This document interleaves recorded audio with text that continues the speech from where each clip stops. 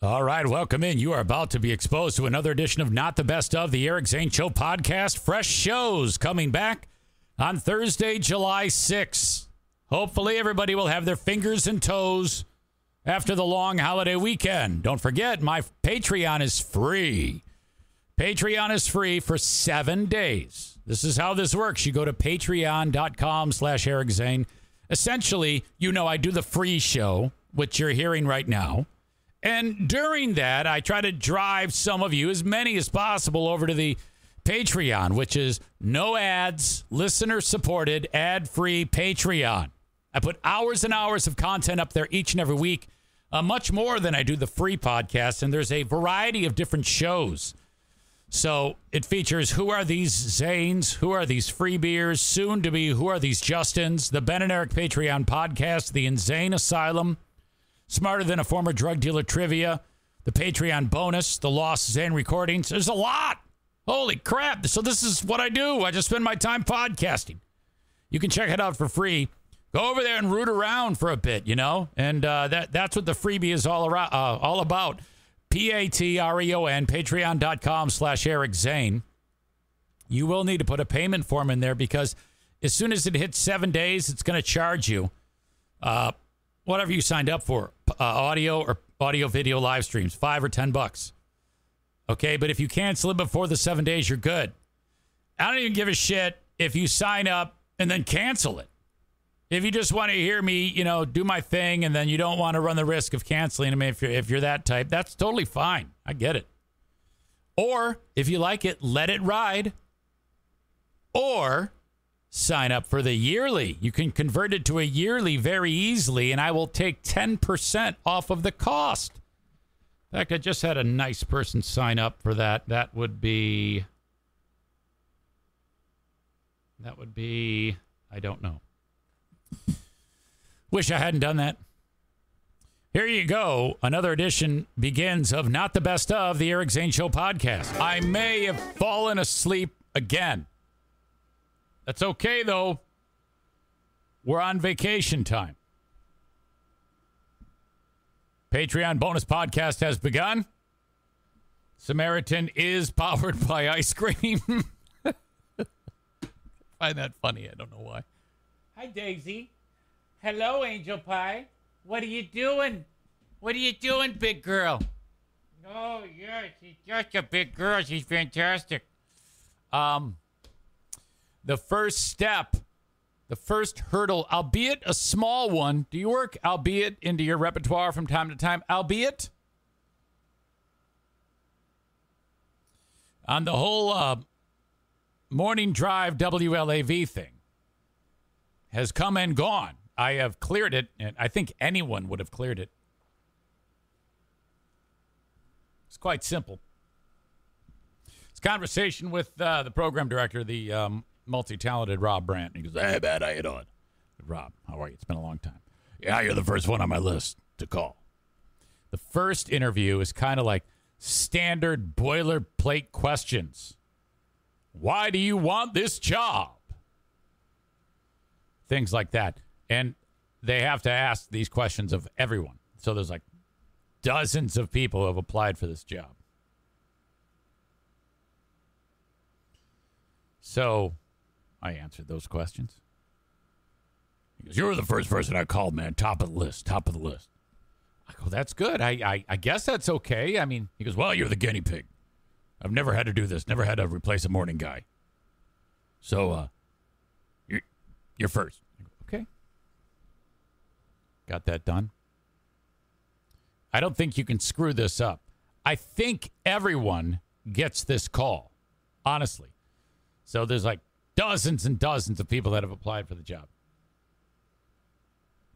Okay, great. If it works, it works. If it doesn't, that's okay too. Fully deployed parachute right now. You are the parachute. Let's call roofing company on behalf of dumpster divers and see if we can have some fun. Last time I called it, it just hung up on me.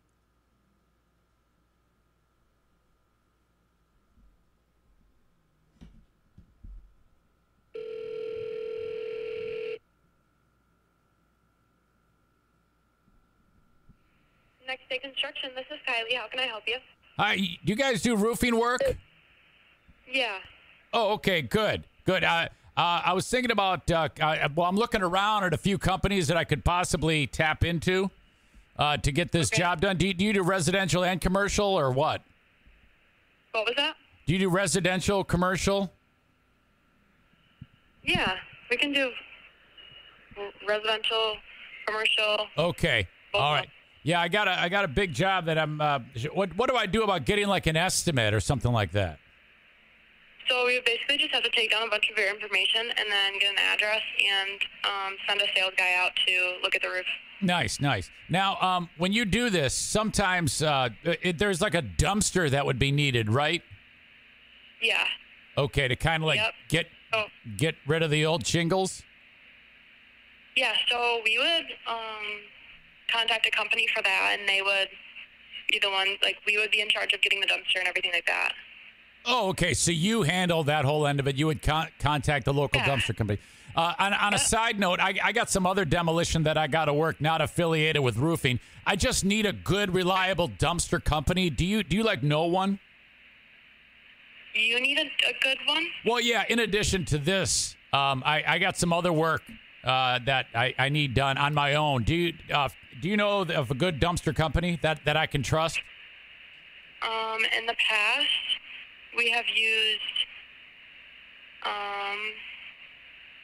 American Classic Dumpster, and right now we are in the process of trying to get the company called MCM Disposal. Oh, I've heard of them. So American Classic. Yeah. So I MCM. Okay. There's a couple other companies listed here. Do you mind if you've heard of them? There's a northern. There's a northern dumpster rental. Have you heard of them? I have not. Okay, and then there's a Haulaway and Dumpster Divers. Have you heard of Dumpster Divers? I have not heard of those either. Okay, Dumpster Divers is there anybody there that has heard of them? Maybe. I can talk to Well, that's okay. Never mind. Hey, okay. You know what? I'm getting off track here. Dumpster Divers. I think that's the guy who actually just got out of prison for murdering his family on a technicality. I'm not sure. I think yeah, I do not know. Yeah, I think that guy's a felon. The Dumpster Divers guy. He used to be in a gang or something like that. Okay. Well, I tell you what. I just had somebody walk in. I'm going to call you right back. Okay. Okay. Okay. Thanks. Bye. Yep. Bye. Okay, she sounded like she was 10 and clueless. So obviously that was not going to work in any way, shape, or form. So I kind of let her off the hook there. Maybe she's in vacation mode too. Dumpster.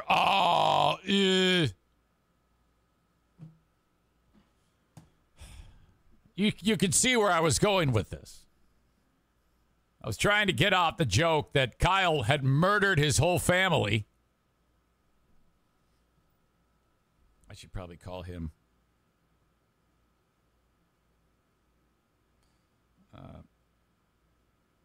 Of course, I have to. He's on double probation because he won a Chris from Minnesota award earlier today. Oh my God.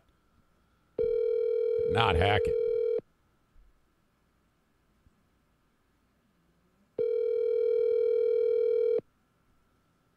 Come on, man.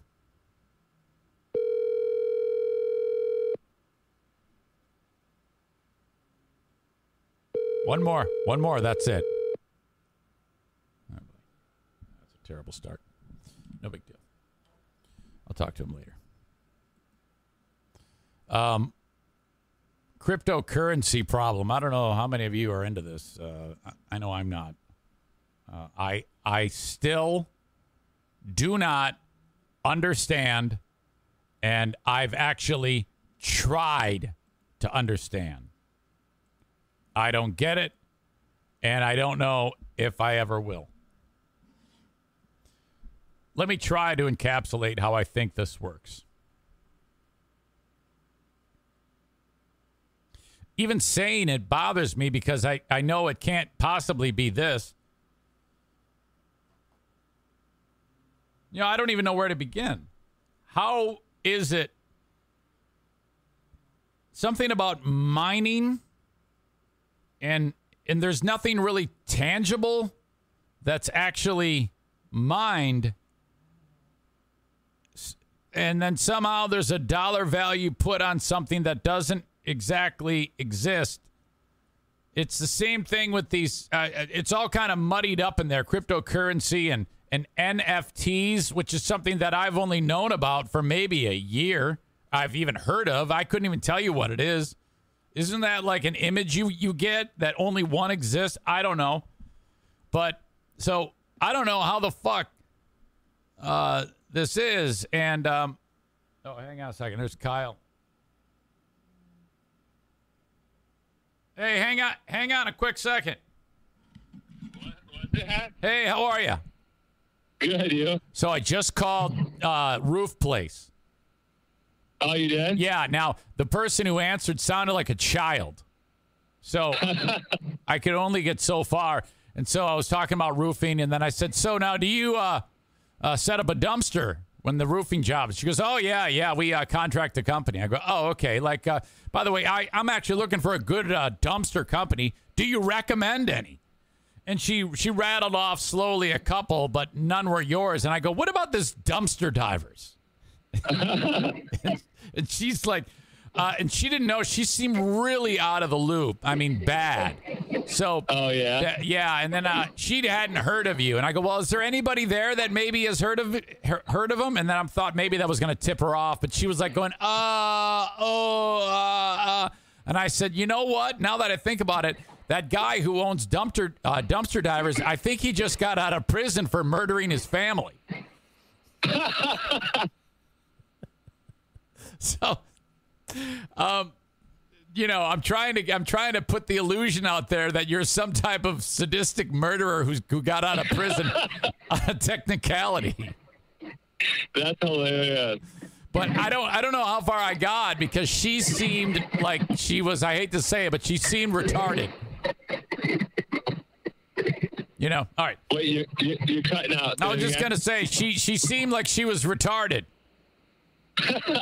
I mean, you never know what's going on over there. I don't know who anybody is over there really anymore. I think there was like a big turnover of people or something. Okay, yeah, it seemed like it. All right, well, that's it. I just wanted to update you. Yeah, hell yeah, that's funny. All right.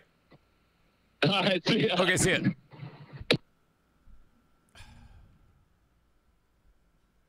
All right, where was I? Crypto.com. That was the one that I think during the Super Bowl, it had a commercial with Matt Damon on it. Now, I see a commercial like that, and again, I just feel lost. I have no idea what's going on. Some lady on the cryptocurrency exchange, crypto.com, was expecting to get $100. Like there was a note sent along an email that said, hey, you've got a dividend of $100 coming your way. She's like, yes, fuck yes. Now, by the way, Crypto.com has come under fire by crypto investors in the wake of its now infamous commercial featuring Matt Damon. It actually debuted in October of 2021. Prices for Bitcoin are down nearly 70%, and Ethereum prices have been cut in half. Part of that makes me happy when I see that. Okay? I'm a dollars and cents guy. Give me actual pennies and paper bills. That's what I want.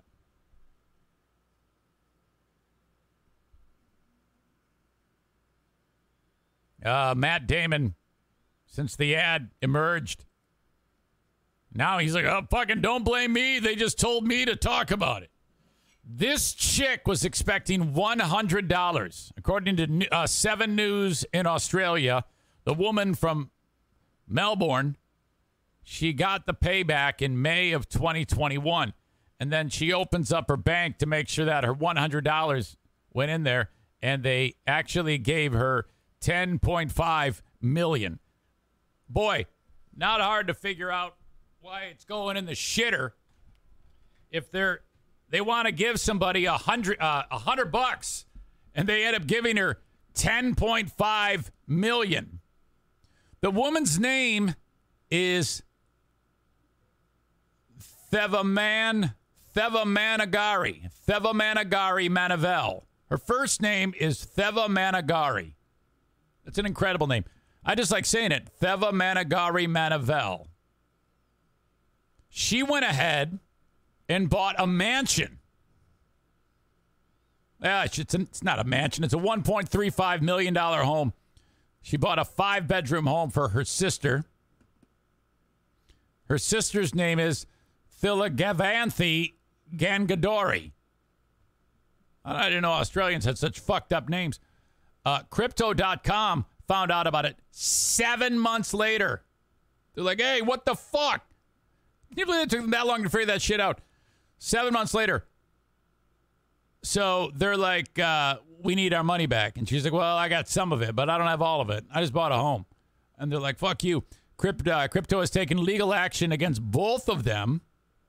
And the luxury home has been ordered to be sold, although other legal proceedings regarding the situation are scheduled to resume in October, the report says. Following the news, a Crypto.com representative told Decrypt, whatever that is, I guess it's a publication, the situation is currently before the courts and would not comment further. How the fuck does this even happen? Oftentimes hear about that. Somebody looks at their ATM and they see there's like a big wad of cash that's been dropped in there. And what do? They go and spend the shit. Okay? Fucking knock it off. Do the right thing for a change. March your ass in there, right into the bank, get the free sucker, maybe the cup of coffee. Tell them you have inadvertently given me money that is not mine. Can someone at least try that? Hey, I don't think this is right. Idiots. I have a 1:30 Zoom, so I apologize for the shortness on this. This is probably, you know what? Let me send an email because I don't want to be this short. Okay, hang on. Emily.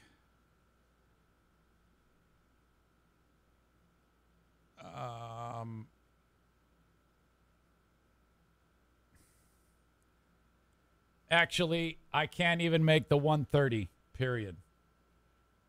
This is embarrassing, period. I am so sorry. I will reschedule next week, period. Never mind. Forget what I said. I just canceled the meeting. My bad. Where was I? Okay. God, this is something. Holy shit.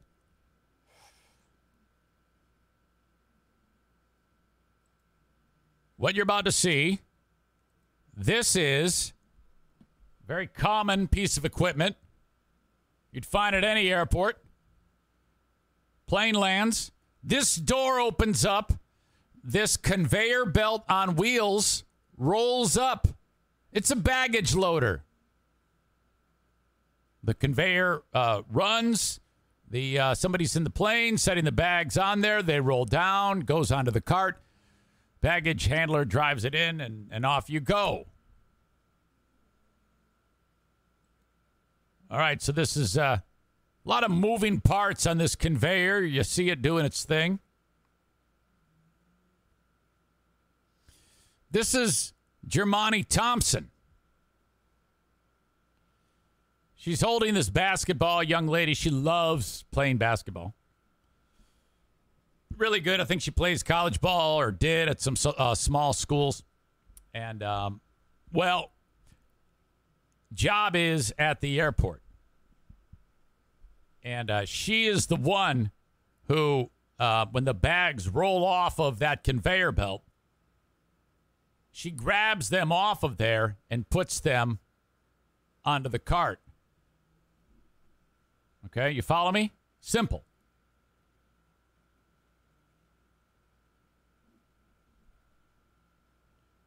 Notice how her hair is quite long. There's probably a rule, but I seriously doubt it was followed, that if you're working near this piece of equipment, the conveyor, it'd be a good idea to not have your hair in a position where, you know, it could get tangled into the machinery, which would then grab your head and grind it into the mechanism of the conveyor, which would, in fact, destroy your face. Well, that happened. And so, okay. This is horrible. Young lady was just there minding her own business, doing her work, and her hair got caught in the fucking thing. And boom, yanked her down. And the next thing you know, she's being drugged up the conveyor. And then, you know, it flips her out, and then that's it, you know, and it's basically, it's like getting run over by a tank. Your face getting run over by a tank. Basically, your face being dragged through the gears of machinery. Even worse. Let's go to the tote board. Kyler Wells gets the credit. Is she okay? He asks. No, she's not. She's dead. Oh, my God. What the fuck? That is going to be a serious lawsuit. This is a Frontier Airlines plane. I don't know if she worked. I don't know if she worked for Frontier or she worked for the airline or what. But this is ugly. This is terrible. Holy shit. This happened in New Orleans. The freak accident happened. 26-year-old unloading the plane. Parked at Louis Armstrong, New Orleans International Airport, 10 p.m. Tuesday. It was horrific. Described. Happened right on the they call it the apron where they do all this shit. Load and unload the plane. Rushed to the hospital, pronounced dead. Which led to Frontier canceling one flight. One flight, that's it? I would just say the fucking airline goes belly up right away.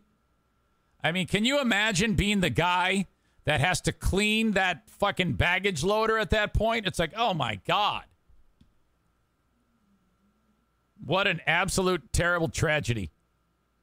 She worked for a company called GAT Airline Ground Support. Ground?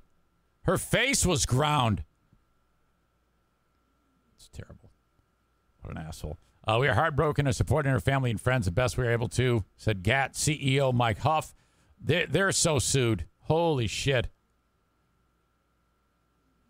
Absolutely horrific. I have a lot of these terrible stories for you to talk about. In fact, the rest of the show is pretty much going to be awful. That was bad. This is also bad. You ever watch those Nickelodeon shows where, iCarly and Victorious? I know my kids used to watch iCarly. There's a guy who made all those shows, and he worked for Nickelodeon, and his name is Dan Schneider. And he's been accused of misconduct. He doesn't work there anymore, but this kind of is just coming out now. It's a new report. Writers, actors, and crew members felt uncomfortable working on this guy's shows because he would sexualize children in the producer's scripts. It's the latest set of allegations against Schneider, who's been accused of verbal abuse on the set of his kids' shows. I don't know about you, but did you ever watch any of those shows on Nickelodeon when all that goo would be like dripping off the kids and it just looked like a really bad bukkake setup, you know? Well, that's what this is about. This Apparently, I'm not the only one. The Insider report described Schneider as creating and laughing hysterically at one scene in the show Zoe 101, where then 13-year-old actor Jamie Lynn Spears was hit in the face with a squirt of goo. It's described as a squirt of goo. Now, if you're on the set where kids are getting shot in the face with goo and it's just like running off their face, you know, and dribbling, and it's just horrible. It's probably in your best interest not to react.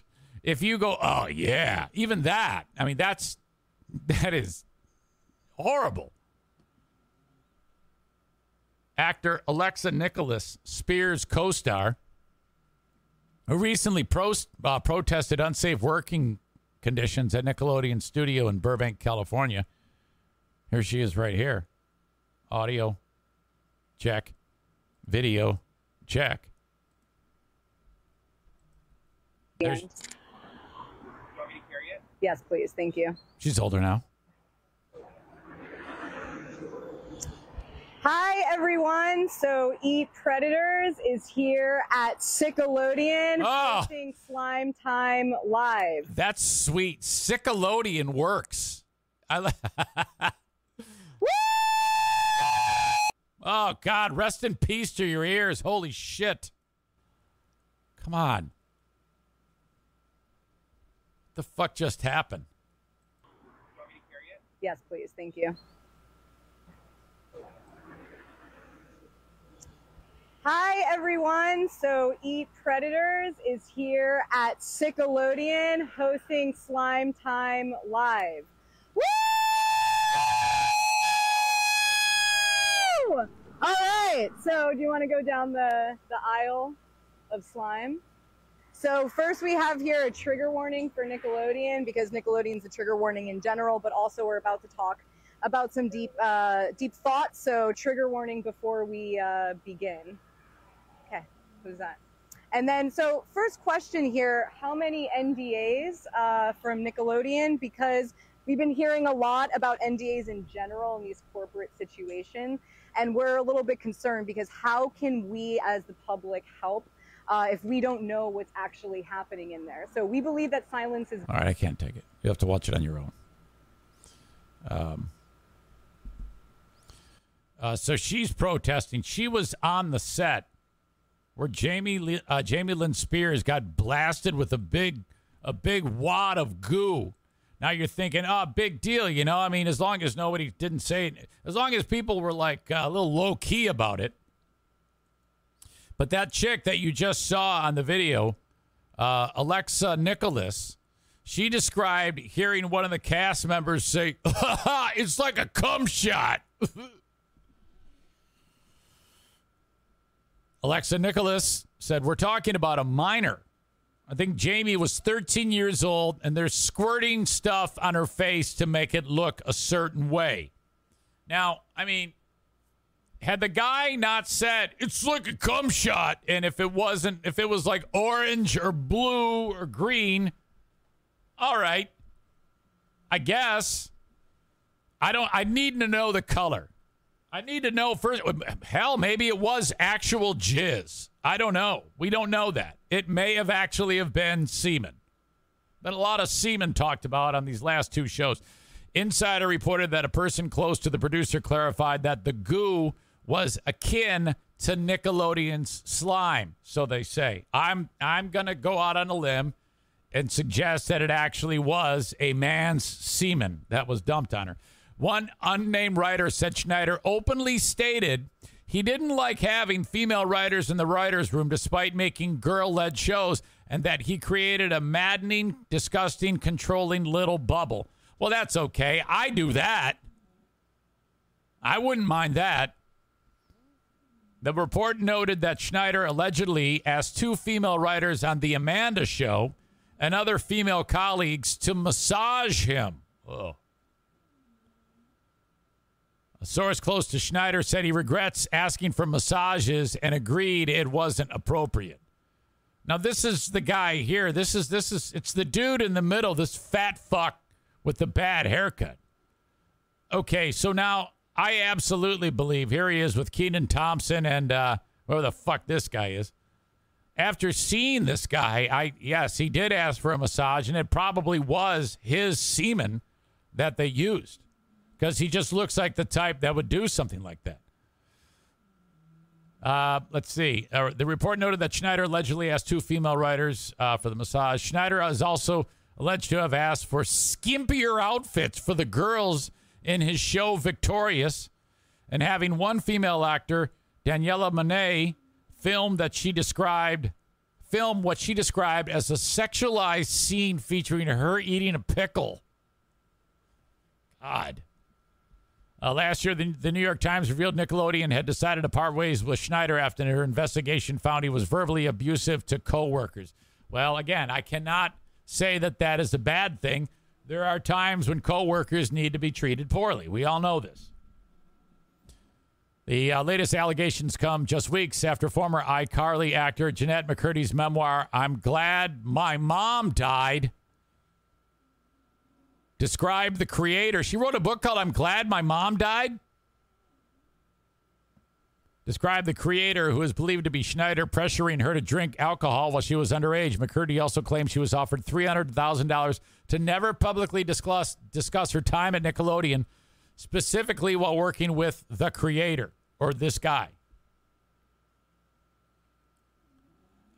Schneider told the New York Times the video compilations that raised questions about his work with child actors, including scenes featuring actors' feet, were ridiculous.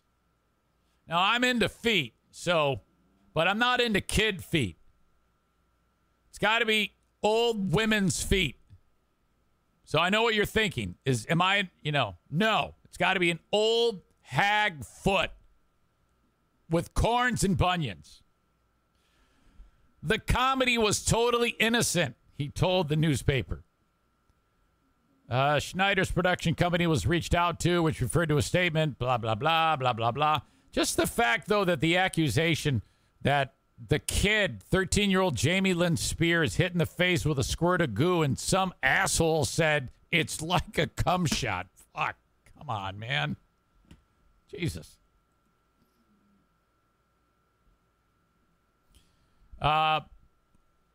Linda says, told you, foot fetish.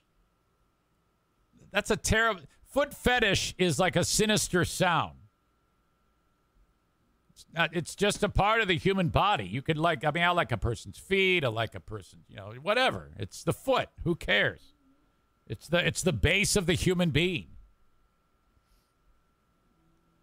Tyler asks, was any of this goo made into jewelry? It could be used as evidence now. How about that? By the way, that was such a crock of shit. This chick thinks that she's actually making semen jewelry because she's taking powdered jizz and putting it into Play-Doh. Linda says all feet are gross. It's not true. All right. I have something I want to share with you from my favorite site, Quora.com. I've talked about Quora before, and I just saw something ridiculously interesting.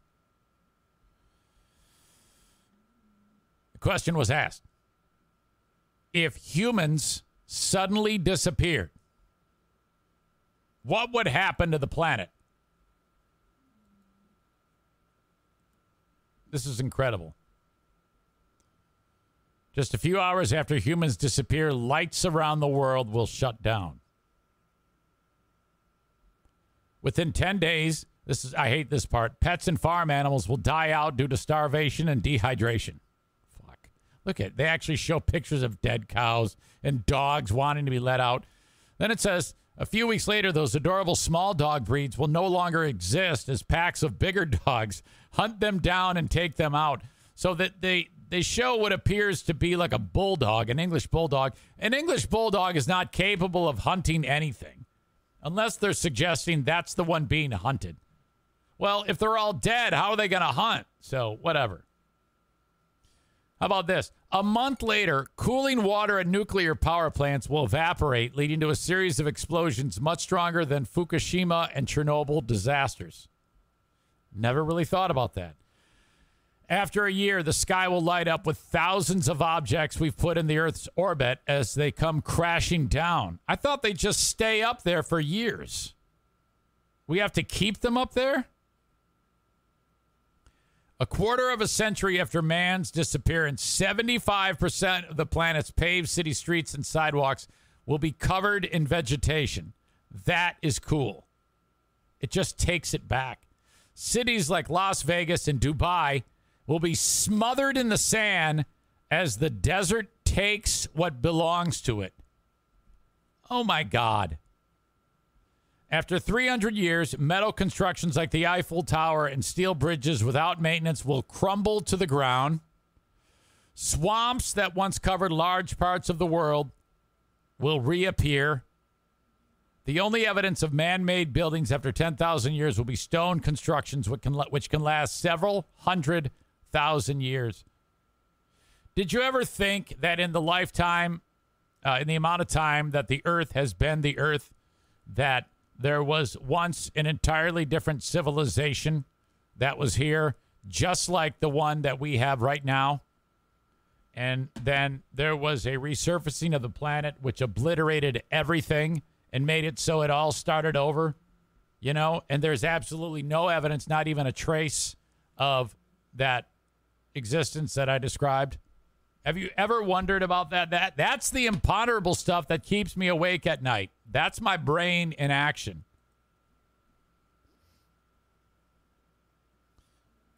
No more Real Housewives of Dubai.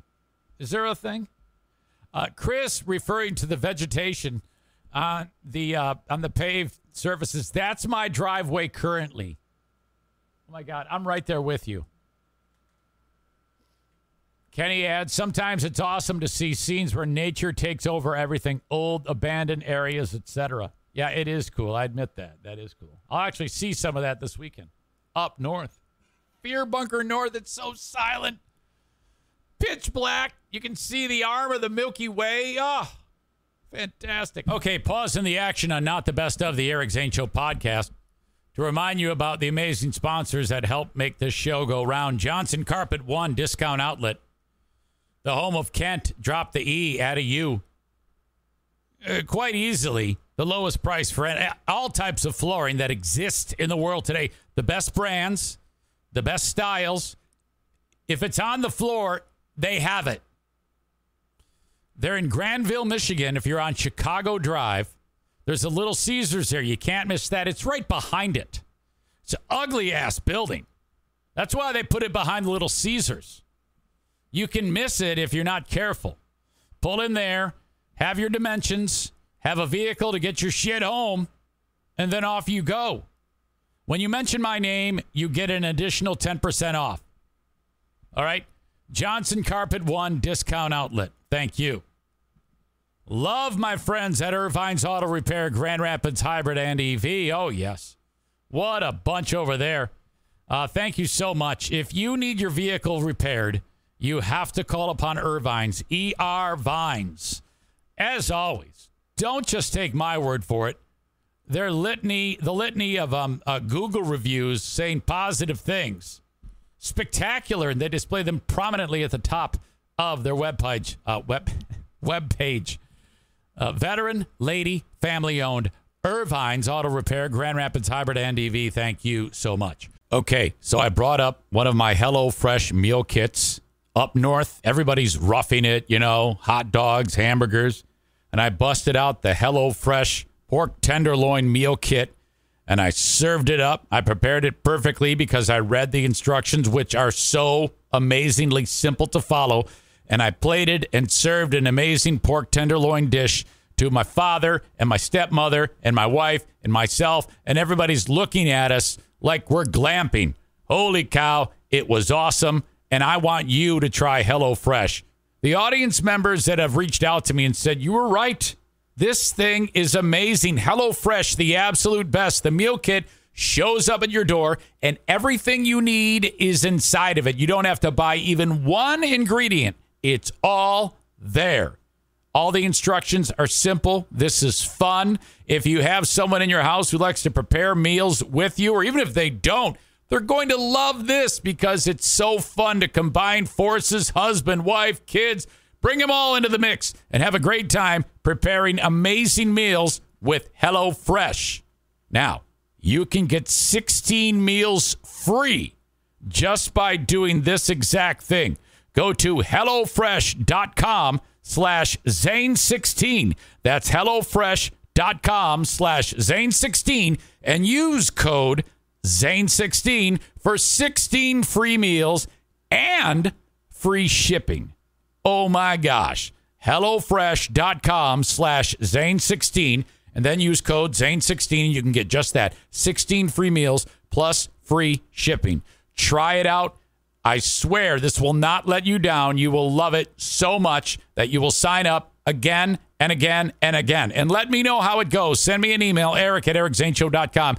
Tell me about your amazing experience with HelloFresh. Okay, on to the next round, the next segment of Not the Best of the Eric Zane Show podcast. How are you? Oh, my gosh. Okay, another cup of coffee, ready to go. Controversy at the house here. The NFK and technology. I mean, this is a rare thing to be so unplugged from the world. I wonder what that's like. You know, I mean, we're all very plugged in with phones and computers and technology. It's incredible. We live in an incredible time.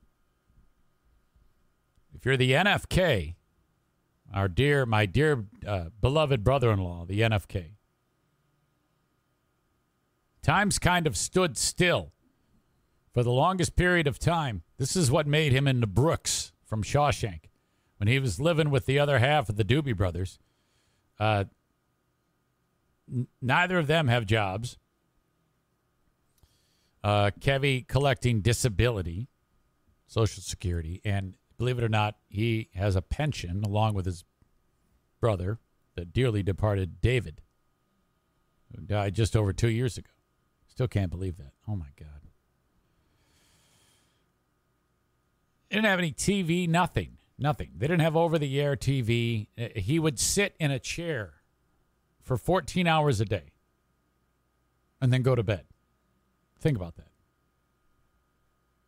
That's worse than prison. So when he moves in with us, he gets 5,000 channels on the TV.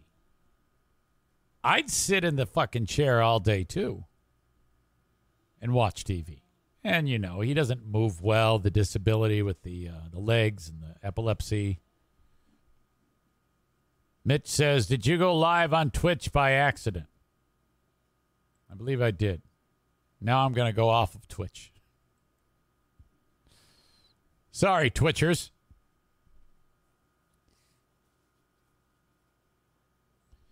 So, you know, there's that. Which is fine. Now, we got him a phone. He's got it's an Android. So, all right, whatever. But we got him a phone in case he needs to get a hold of us. And he's got 2 numbers in it, Diana and me. Now, I wanted to get him just one of those flip phones with one button. You just hit it and it goes to me. That's it. Tough to find. So he's got a smartphone. Now, if you're watching this will be more entertaining than if you're just listening to it. But you know how touch screens work. You just touch, you know? And it's an easy step. So simple. Well, what he does is he hits it like a woodpecker would pecking a tree. So it's that. You think he's going to break the screen.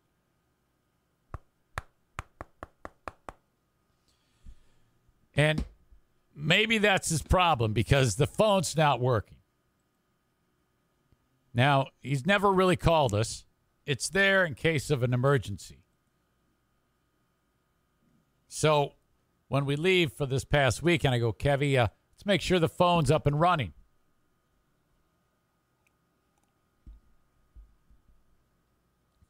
Sarah says touched and smothered with peanut butter and feces. Maybe that's also a problem. I don't know. So, but we did determine that the phone, when I call him and he tries to press green button for answer, I couldn't get it to work either. Could not get that thing to accept a call. And he's getting frustrated, man. And he's like, and his arms are going everywhere. And he's fucking, I don't know what this fucking thing has been acting up. I just said, fuck it. He actually gave the phone the finger. He goes, I just said, fuck it. And I said, fuck you. And I put it down. I go, oh, okay. Well, no big deal. Let me take a look at it. I tried to call it from his phone to me, and I did get it to work. And I had him do it for me. I go, okay, why don't you give it a whirl here, Kevy? And he grabs the phone, and he's able to. I go, a little lighter on the touch. I want you to, pretend it's a vagina. You might want to be a little bit more subtle with that. I mean, some women would like that type of hard treatment. But pretend it's... you have to be very gentle with it. Just all you need to do is touch it. Oh, okay. Shit, fuck. So he calls me. I pick it up. That's it. I go, okay, if you need us, let us know. I get home. No sooner than I walk in the door yesterday. He goes, man, Eric, I got a problem. This phone is all fucked up. I said, fuck you to it because I call and then I hear a voice and it talks to me and says, you're not available. And I'm like, well, we weren't. We were in a place, I don't know, maybe we were in a place that didn't have cell service. I didn't want to explain this to him. I go, okay, buddy, I'll take a look. I'll take a look at it. I get it. And sure enough, you try to call and there's some message about, I think we have a scenario where this is like one of these pay-as-you-go phones. And maybe he didn't pay up on it. I have no idea, but he insists that it comes out automatically, and he's getting agitated with me. And I'm like, I'm trying to say as few words as possible, kick the can down the road, and we'll revisit it. We'll figure it out. But the problem is he tells you the problem with the phone like I just described to you. And then as soon as he's done explaining himself and you have it, you've then processed it and digested it, and you're trying to solve the problem. He then starts from the beginning of that whole story and tells it all to you again, but slightly more agitated. And then this continues and continues till before long, he's flapping his arms so hard, you think he's going to fly away. And for those of you who don't know, that's what he does. He gets animated and his arms start flying around, and it's just... he won 900 too many minutes. That's what I'm thinking. I don't know. Rob says, is it a jitterbug? I wish it was something as simple as that. So first thing I got to do is get some Lysol wipes and get the phone in my hand and then wipe it down and then start to investigate and figure this shit out from a man. But he is beside himself because the phone's not doing what it's supposed to do. But he doesn't use the phone at all. It's just there. Oh, my God. Okay. The first ever Eric Zane Show podcast, Fantasy Football Draft, is just over a day away. There are only 20 of you that are involved in the draft. You got a message at 10:25 today. It says your league, which is called Zane Sucks Black Cocks, is drafting tomorrow. If you're one of the 20, you got that email. So the directions are there. Do what you need to do. I have never done this, so don't ask me. I don't know shit. The one thing I did learn from Commissioner Chris, Angry Chris in Minnesota, is that an hour before the draft, Yahoo Fantasy Sports will decide the draft order. So I don't know how they decide that, but there you go. That is a shit show right there because, you know, I mean, seriously, if you're not in the top 5, you're really, you have the deck stacked against you. It seems fucked up to me. I saw one group of dudes who did a fantasy draft combine where it starts out with guy slams a beer and then he has to flip the cup, do the flip cup thing. Then he has to beer pong. He's got 3 shots. If he gets the first one in, he moves to the next thing. And then he throws the football through a tire, and then he does beanbag toss, and then he races to the finish line. Fastest time gets a draft spot, top draft spot. That, I think, is hilarious. I would love to be able to do that. Obviously, we can. We're all over the place. But that's how serious this gets. So the draft is tomorrow. And Chris is, of course, our commissioner. Here we go. I'm looking at this. There's like a fantasy draft cheat sheet. And players are listed at tiers. Quarterback, tier 1. I'm not going to list all these, don't worry. But there's only 3 that are top tier. Josh Allen, Lamar Jackson, and Patrick Mahomes.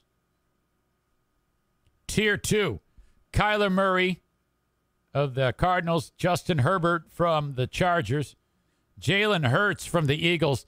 God, I didn't realize he was that highly rated, Jalen Hurts. The Lions host the Eagles week 1. We're fucked. We are so dead. And then to round out tier 2 is Tom Brady. Quarterback, tier 3, Trey Lance. I have no idea who that is. Dak Prescott. I think I know who that is. Cowboys. Joe Burrow, Cincinnati. Russell Wilson plays for Denver now. Matthew Stafford at 12. He's at the bottom of quarterback tier 3. I thought for sure he'd be tier 2. That's remarkable. And then 13, bottom of tier 3 is Aaron Rodgers. That to me would be a steal.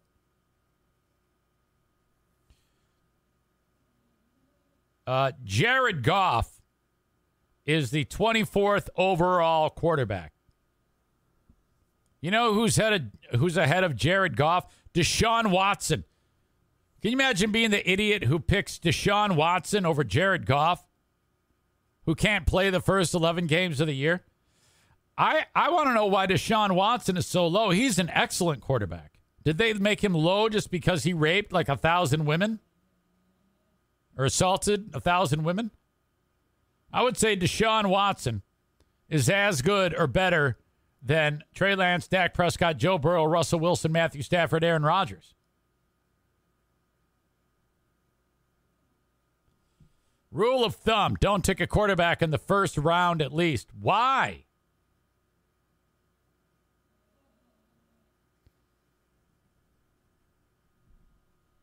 All right. Yeah, I guess you can draft anybody here.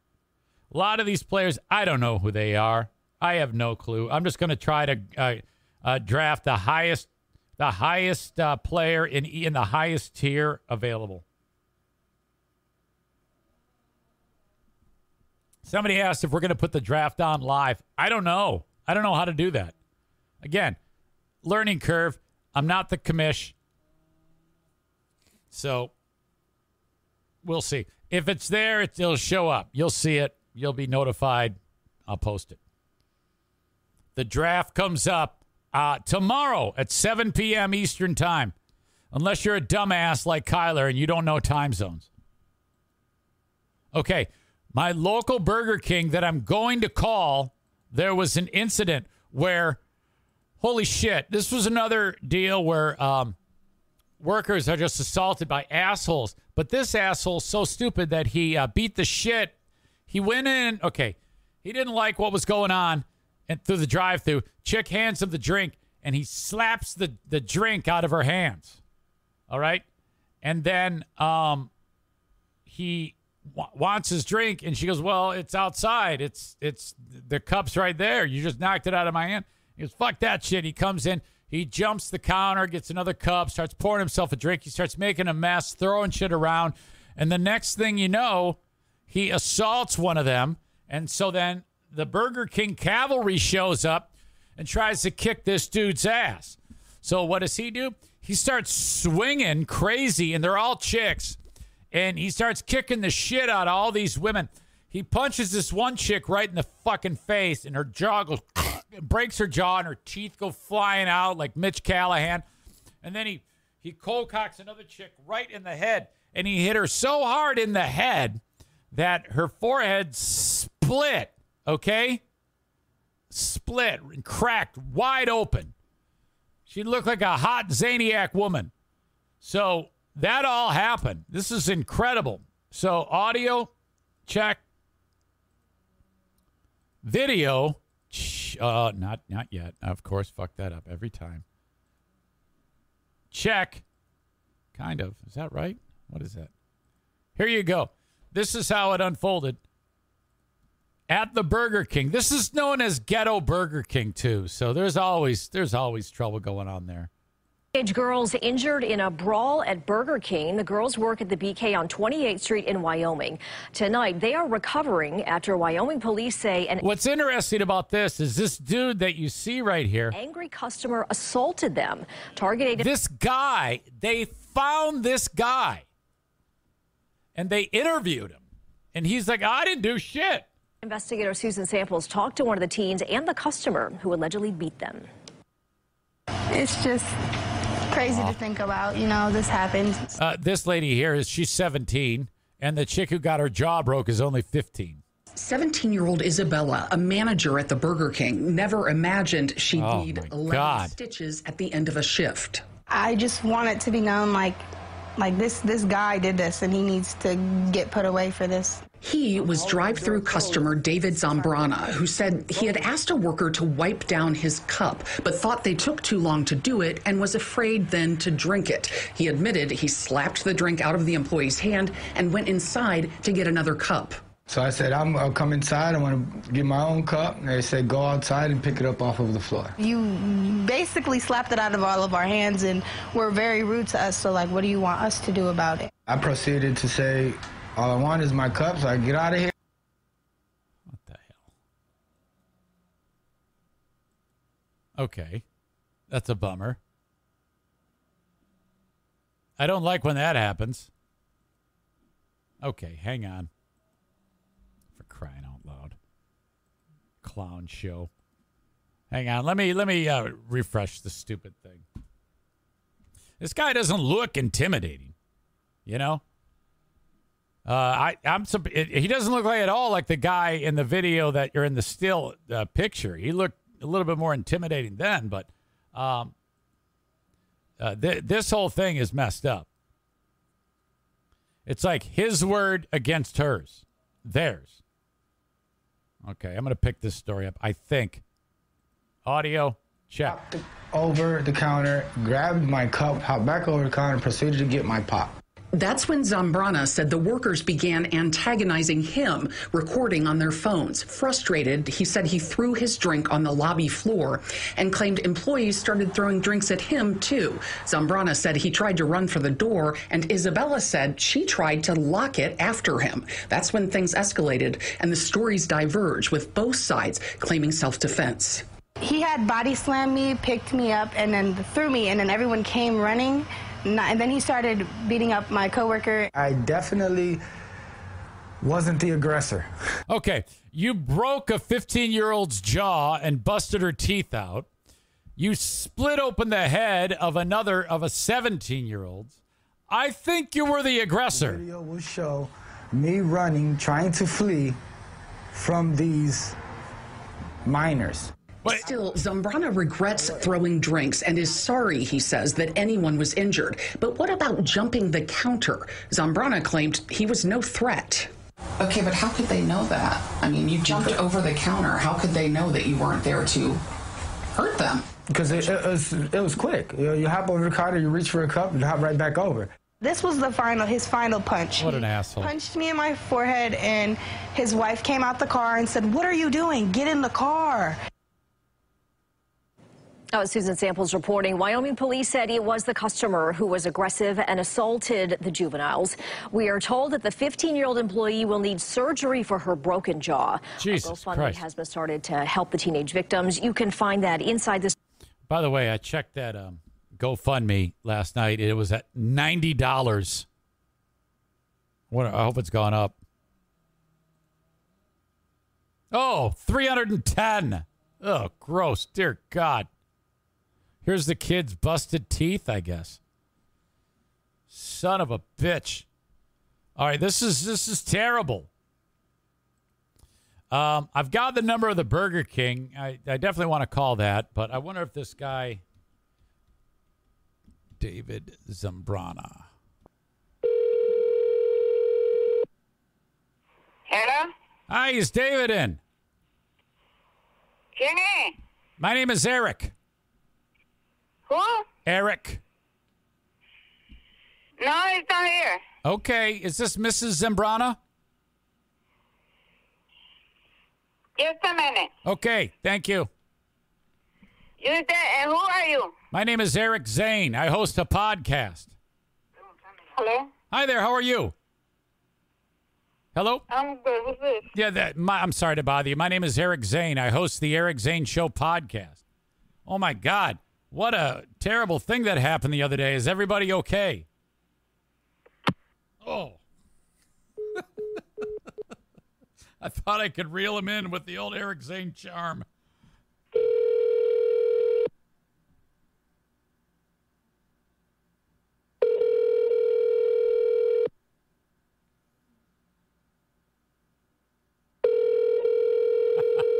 Rob says, maybe you'll finally have someone say, Eric Zane, oh my God, I've heard of you. Probably not. It's all right. Let's see. Burger King. Ghetto. I had to look up Ghetto Burger King. I think that's the number.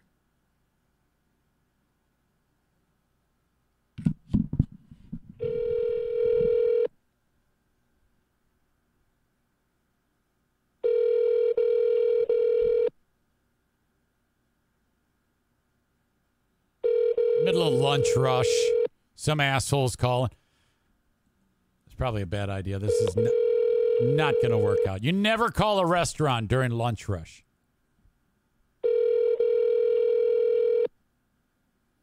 By the way, this probably a good idea if you avoid this Burger King.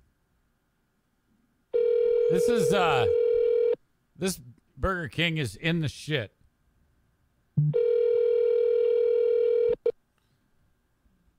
So you're gonna get a lot of it's rough. Here's some of the reviews. Good God, all these 1 stars. It's giving Kenny a boner. Not good.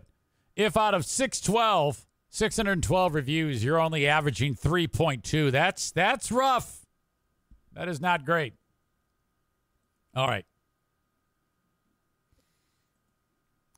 I wonder what the hell is going on at that home that I called right now. Don't pick up the phone, Mom. Chris says, I tend to avoid most things in Wyoming. It's true. Aram says, screw it. Let's just call Z-Speed Mobile Mechanic again. Oh, man. Don't do it. Hey, God dang it.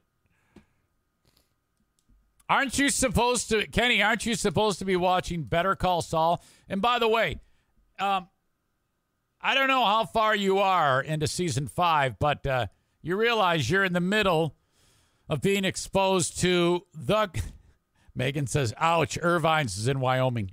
Sorry about that. You are in the middle of being exposed to the greatest villain in the history of television, Lalo Salamanca. Oh, my God. Quote from Chris, don't pick up the phone, Ma. I'll break your jaw next time. All right. By the way, I did hear from Bruce over at Irvine's, and he said that all I have is a grounding issue. My vehicle was having a spark problem. And they don't know how it happened or why it happened, but they are fixing it. And the best news, it's not that expensive to fix. So I am happy with that. Thank you. All right. Deputy pervert reporting for duty. Oh, God. You know, how many times do we have to hear stories of people who are thinking they're talking to a 15-year-old child, soliciting them for sex, and it's an adult, a cop, whatever, on the other end of the line.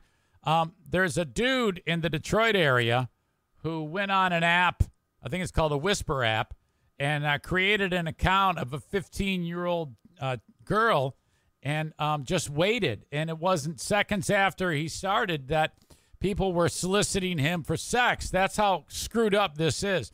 And what he does then is he then passes off the information to the local authorities and also outs them on social media, which is so awesome. I mean, my God, absolutely incredible to be able to pull something like that off. The problem, the whole thing is a problem, but in this particular incident, the guy he's talking to is a sheriff's deputy. Oh, fuck. Audio, check. Video, check. Here you go. In uniform for just about 5 months here at the sheriff's office, and now he's in some trouble. And it's all because of a vigilante here in... This is the voice of a news anchor. That's the way you gotta sound when you're doing the news. Pontiac, who works to catch child predators. They be like, wow, really? Yeah. You're 15. Robert Lee. Oh, Tone Loc is catching predators. A self-proclaimed vigilante posing on the Whisper messaging app as a 15-year-old girl to lure would-be predators. I downloaded the Whisper app myself, and then I tried to catch somebody, and somebody showed up. Yeah, if you're going to catch predators on the Whisper app, it's probably not a good idea to look like an actual predator using the Whisper app. Like that quick. They look like I'm catching a predator right now. He's only been doing this a few months and says he's caught and publicly... Look at that hot dog roll in the back of his head. That's a telltale sign of early death right there. ...shamed dozens of men, in some cases even handing his evidence over to police. They keep saying they can get in trouble, and they still go I want this guy to go, let's do it. Through with it, and they still get caught. The latest this week, he says, is an Oakland County Sheriff's deputy assigned to... She want to do the wild thing. ...the jail, who's now suspended without pay due to Robert's actions. Here is a snapshot of their conversations while Robert's... I told him I was 15. He called me like 7 times. Says the deputy was actually on duty at the Oakland County Jail. Robert says that he's a 15-year-old girl several times through their very sexual conversation. Wow. If they continue to talk after that, they basically a predator. I told them they want some funky cold Medina. Then Robert says the 33-year-old sends a picture of himself, and the two discuss... Look at this guy. Look at this cop. Oh, my God. What a slob. How much the teens' services are for sex acts, and it gets even more graphic. A meetup never happened, but Robert blasted the suspected deputy on social media. He stopped replying, and then he tried to tell me that somebody else was using his picture and stuff. Monday morning, the Oakland County Sheriff's Office tells Fox 2 they immediately launched an internal investigation into any wrongdoing. It's like I'm surprised, but I'm not surprised because I know the predators in all forms. Police, regular people, rich people, poor people. Again, allegations at this point, but as we... Oh, come on now. You don't need to say that. If you're busted like this, holy shit. Oh, my God. You're guilty until proven innocent. Said the deputy. He is suspended without pay as this investigation moves forward. Reporting in Pontiac, Jessica Dupnack, Fox 2 News. Thank you, Jessica, for giving us the news. Oh, my God. They're everywhere. Tone Loc there is right. They are everywhere. It might be me, for all you know. Let the insurance company I might be the one who is on the Whisper app looking for children to have sex with. Whoops. 1-800. I might be the one on the prowl for the next hot kid. You never know. I might be saying this just as a cover. It could be me. It's not, but still. Jesus Christ. He looks and sounds like him. She looked at me and we did the wild thing. Wild thing on my leg. Let's see. News Hound Jessica, background audio. Eric, don't say that. Freaking mean hard. You know, no, I'm not into kids. You know me. I'm into feet and old women. Adult feet and old women. Adult female good-looking feet. If they're ugly feet, I want you to stick them into a wood chipper. Attractive feet on a woman and in a nice high-heeled sandal. That's what I think is remarkably attractive. And old women. Okay? You know, everybody sits around and judges me when I talk about attractive feet. It's like, why the fuck do you think women spend so much money on shoes, you dumb shits, to make their feet look excellent? So what is wrong with looking at a person's foot who clearly puts a lot of time and energy into making them look perfect? Okay? So I give full credit to any lady who works hard to make her feet look spectacular. There's one point in every day that I'm on the prowl for feet.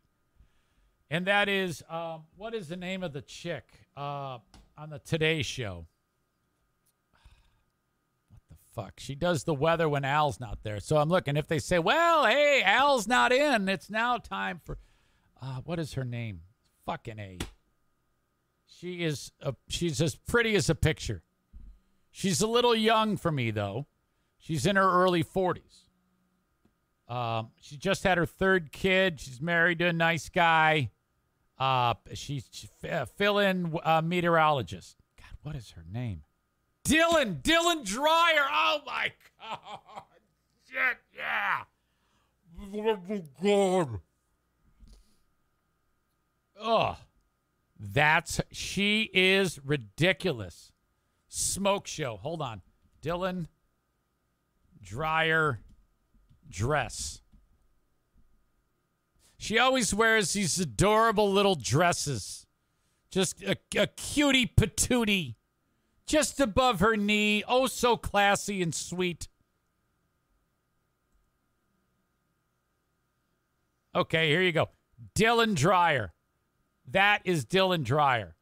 Just an absolutely adorbs mom. Look at. Oh, shit. Fuck. You can't look at. She's just incredible. What a smoke show. Look at her. Like I said, a little young. I could use her looking a little more, maybe gnarled up a little. If she was like 55 years old, perhaps. All right. There you go. Now that I've confessed to you I've said it before, but how important it is to have a foot fetish in my life. And I am sick and tired of being judged about that. Because if you ladies are going to go and work so hard and spend so much money on your feet, I'm going to be there to applaud you for this. And you should be. Ginger Z greater than Dylan Dreyer. Love her too. Spectacular. Rob says you make it sound like Diana's too young for you. Well, don't forget, she's a lot older than me. Diana is like 68 years old. She is quite a bit older than I am. So, I was very, very young when she sat on my face and raped me. So, you got to understand that she had me then. And like I said, I like old women. That is why I married such an old, gnarled up woman like Diana. Now I'm going to outlive her. She's already got one foot in the grave, for fuck's sake. So, if that ever happens, and I don't want it to, I will still have plenty of tread on the tires to marry another old woman. So there you go.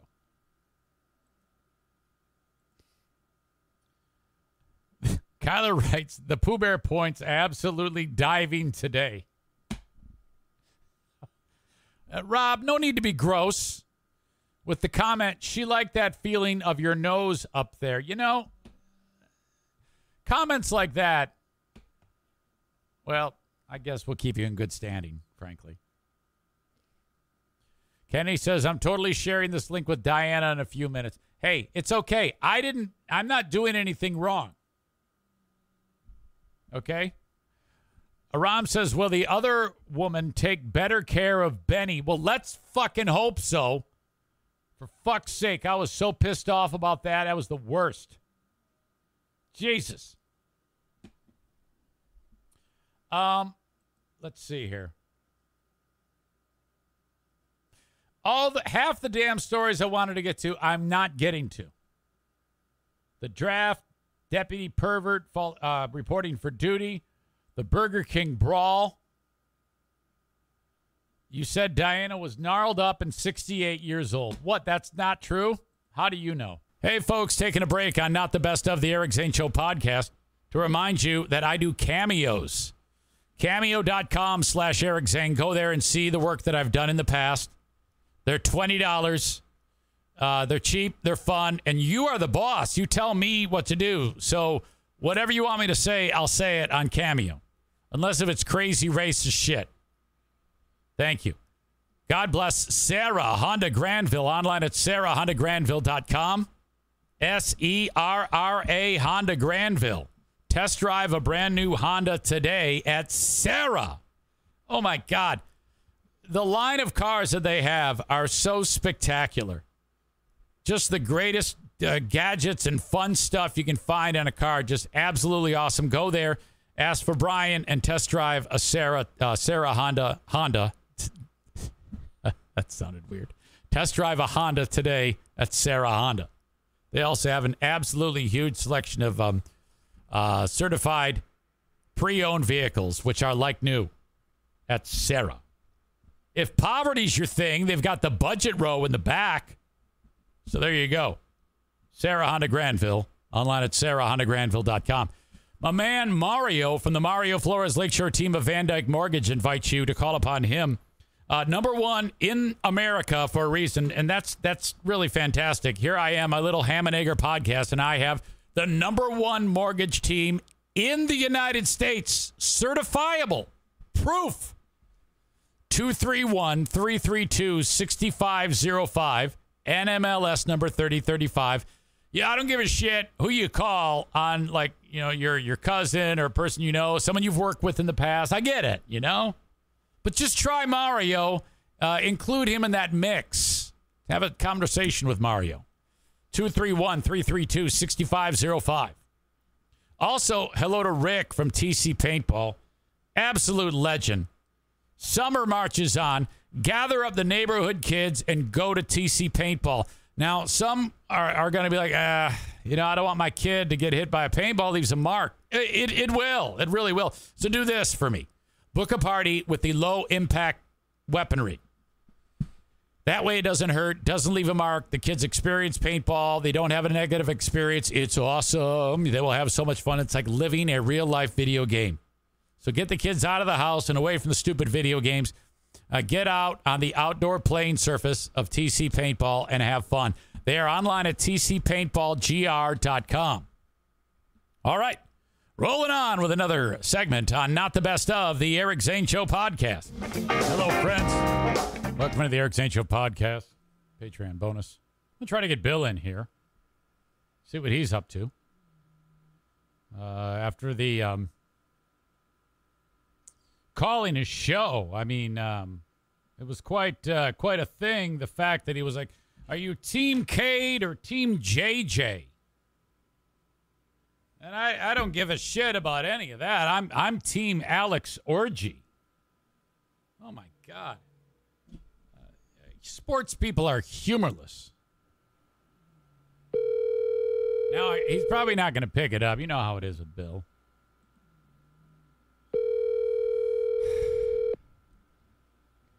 By the way, how about that smarter than a former drug dealer trivia game? That was.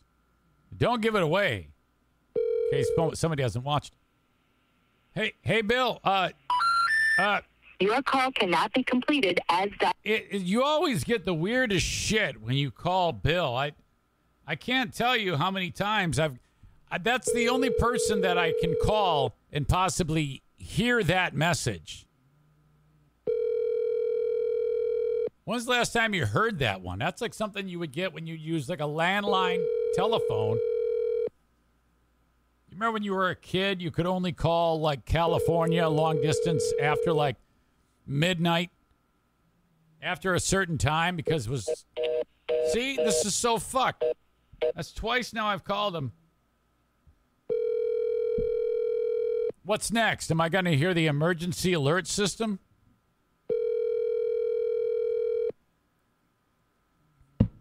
I mean, if I had a sports talk radio show and there's a quarterback that scored a touchdown named... Yeah, what's up? Eric Zane here. How are you? I'm on the podcast. I'm getting ready to interview somebody. Yeah, how much time do you have? Like 1 minute? I have like 1 minute. You know, first off, it was a historic call by you yesterday on the huge show on 96.1 in Grand Rapids and across the huge radio network. You are a master at deception, a master at live radio. Can I call you back on the podcast later this week? Yeah, just call me back whenever. I'll call you back, and I'll go live on the podcast. We'll talk about the Lions and Michigan State. Okay. God bless you, I love Eric. Orgy. Remember Orgy. Well, you know, first off, you live in a swinging neighborhood if you look at swingers.com. I know we'll talk about that later. That's true. Okay, All right. see you. Bye. I can't believe we got him, frankly. That is true. Where I live, wow, we have a lot of people that are into orgies. And I can't, yeah, boy. Pretty complex. The juice is not worth the squeeze, and that's a bad thing to say when talking about something sexual in nature. But I know that all of the group formerly known as the Zaniacs, probably one of the reasons why it didn't work out with them, and we ended up becoming bitter enemies, is because I wasn't interested in the group sex. And that is true. They're all into group sex. And I found out after the fact that they all had it was quite a sight to behold, I'm told, by my moles, that there was a hellacious orgy that took place between these people. Now, if I'm going to watch an orgy, I'm going to do it with people who look attractive. Okay? I'm not going to do it with a bunch of fucking meth heads with busted out teeth and who look like shit have a fucking orgy. Let alone have an orgy with those people. But Tyler says, does he have an orgy insider? I don't, you mean on the football player? But no, that whole group approached me about entering their group sex escapades. And, the story can be told now that, no, I'm not into disgusting looking people having sex. I'm not even into having sex with attractive people. I mean, outside of my wife. Adam says, what did I miss just joining? We were talking about the sexual proclivities of the group formerly known as the Zaniacs. They are all into a horrible hodgepodge of soup, gravy, methamphetamine, alcohol, pot, poverty, odor, a lot of very strange odors coming from folds of skin that aren't appropriately swabbed. And then that's what you get. These people get together in a big mass and they smell each other's smells and ejaculate into the eye sockets of these people. And cigarettes, too. Yes, that's true, Adam. So, no, I don't want any part of that. Sex is, I'm not that involved in sex. I mean, my libido is dramatically lower these days. You don't have to worry about me. I'm not really that into sex that much. I mean, I would say that I have it as much as the next guy, but I don't. Okay? Way overrated, you know. So I'm not going to go and have sex with a bunch of fucking inbred, disgusting, fucking mouth-breathing trolls. Fuck that shit. So, no, that's one of the reasons why they got so pissed off at me. Because of that whole nonsense. I would not succumb to their advances. So, weird. Really, really weird group of people. I have a video that I want to get to. It is of a Karen in the wild. Okay, this combines a lot of our favorite things. Storylines involving fast food workers who are now figuring out what they need to do to deal with the Karens in the wild. This was video shot wonderfully by some soul who was watching this all unfold. This is in some southern portion of the country. I forget who sent this to me. I apologize. Thank you, whoever sent it. But this person wants a Subway sandwich, and she's being rude. The customer is being rude to the employees. And the employees have a plan now in place that when customers do this shit, you simply ignore them. You just don't pay attention to them. Don't answer to them when they swear and start getting fussy. It's someone on this story that accompanies the video that I'm about to share says it's like she was ghosted in real time, like right there. Audio, check. Video, almost check. Still almost check. Come on. Bring it home, big guy. Nope. Shit, fucking son of a bitch. I'm such an asshole. Okay. This is it. There she is. She comes in. She's older. Got her little handbag there. Dressed like a grandma. Wearing her husband's one of his shirts. He's no doubt dead because of her constant nagging. She still wears his clothes. She shows up at Subway. We pick it up with her demanding that someone make her sandwich. Okay? Now, she's Southern, so she sounds a little bit like Kenny in Nashville. In fact, she kind of looks like Kenny in Nashville. No, I'm sorry. That's come on now. That's terrible. All right. Kenny, forget that I said that. Pay attention. Call her. But finish my sandwich. No, I don't finish because you need to respect me. Well, you need to respect your customers. And I will tell them you don't respect your customers. Would you finish my sandwich? She's talking to the next customer, and that fries the brain of this Karen. Would you finish my sandwich? And she goes to the next chick, can I help you? And the next chick is more than willing to put in her order. Look at that frustrated look on this chick's face when she realizes that it's over. Finish my sandwich. Cold cut trio. A cold cut trio.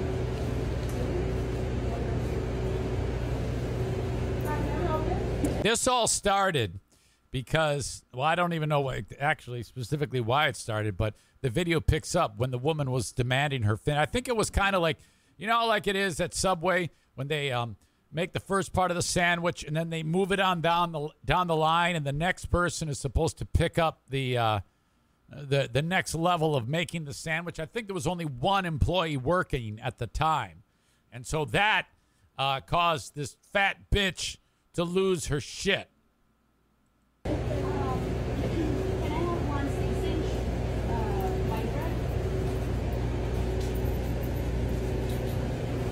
Okay. Finish my sandwich. Oh, I wish I was running drops right now. I wish I had the ability, like someone in here to do it, because that's a great drop. Finish my sandwich. So many uses for that. Finish my sandwich. Oh. All right, you're going to be reported. You're going to be reported. Okay. Call your supervisor right now. Please call her right now. They don't even answer. You wanted to call her a while ago. Call her now. I'd like to talk to her. Employee just ignores. This is perfect. Toasted. She's getting the order for the next person. I'll take toasted. Toasted, no cheese. Toasted. I'm sorry, what? Ham? And then this fucking fat bitch leaves. Yeah. She can do nothing. She's defenseless. Oh my God. Now, we all would have loved if the Subway employee went out from behind the counter and buried that knife right into the temple of that asshole. But we can't have everything. So I will settle for how she handled that.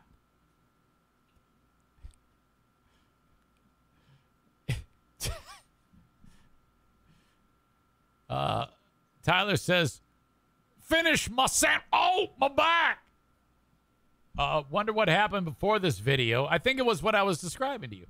I wish we could see the look on her face. Video is too small. Oh, shoot. Well, let me share it with you. Those TikTok videos do come out pretty small, and you can watch it later on or whatever. Really, really great. I applaud the effort. That is the quickest way. Hang on a second. Daisy. Hey, no. This quickest way to deal with this type of this horrible behavior. I'm so happy. Kenny says, just sucks. Most people record video on their phone vertically. You can't. TikTok, that's all you can do. You can't do it any other way. So, yeah. But, yeah, check it out, and you can see the frustration on this stupid asshole. Oh, my God. I just love that. Okay, more video that I want to share. This happened not quite a year ago, I don't think. And it was just spectacular. There's no sound to this video. But not far from where I live, there's a dude who, this video was caught by a local business of some guy was hammered and he fell asleep and his car was cruising at at the high rate of speed or whatever, 75, 80 miles an hour on the interstate. And his car went off the road and up, perfect timing. It went off the road and he didn't wake up. He slept through all of this. And then the car is now on the grass, and it goes up the hill of the exit. You know, like where everyone else is exiting. He's past the exit ramp, but he goes up the hill where the grass is and goes flying Duke Boy style over the people that are part of the overpass. You know, the car is traveling on 45 miles an hour in that area. It's 142nd Street if you're local to where I live. So. Let's pick this up. This is how it all unfolded. Watch this. Look at that. Oh, my God. That video still is just insane to me. It is just spectacular. And it's so perfect because, anytime you watch the Dukes of Hazzard, all of those were staged Hollywood style with a ramp and controlled and stunt team. But this is... It's perfect. I mean, look at that. You couldn't have done it any better. Let me back it up. My mouse is acting just so funny today. It's really slowing me down. I apologize for this. But look at this. Look at all these guys are exiting. And then look at the guy. It's perfect. In my, I can't see the other side, but in my estimation, he landed perfectly on all four wheels and then re-entered the freeway and continued on down the road. That's how perfect of lift he got in that. I don't think it quite went that way as much as it appears perfect. He ended up waking up, and I guess the speedometer, when he woke up, said 75 miles an hour. It was stuck there after that crash. And the guy's name this is a perfect name for a hillbilly. Chandler Cockerham.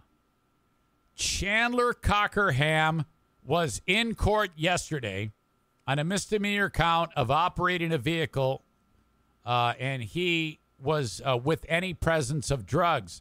Now, he said initially that he fell asleep behind the wheel. He admitted he had been drinking beforehand, saying he had 2 mixed drinks and a 6-pack of beer, and then slept for 4 hours, and then I guess he fucking fell asleep. But they found blow in his system.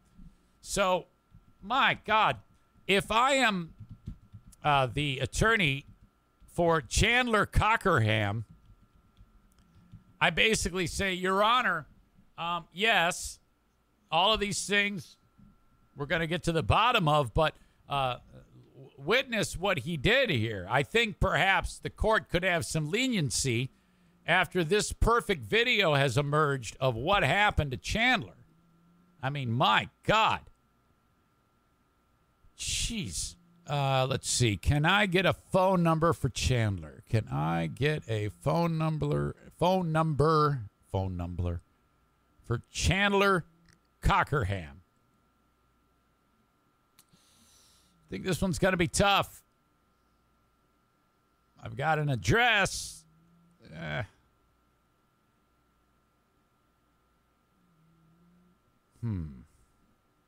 don't know if that's going to work out. Well, I'm not quite done. I got a number, but not the number. Let me try this. It says this person is associated with the address that Chandler was last reported to have lived at. Okay, so this will be a little bit of a wild goose chase here.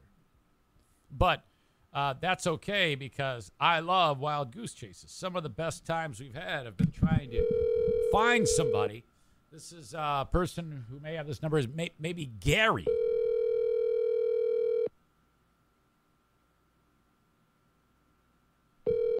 Hi, you've reached Gary Ellis. Please leave me a message after the tone. Thank you. Bye. I'm not going to mess around with that. This one might work. So I'm guessing these could be... no, that one's not going to work. Maybe this one.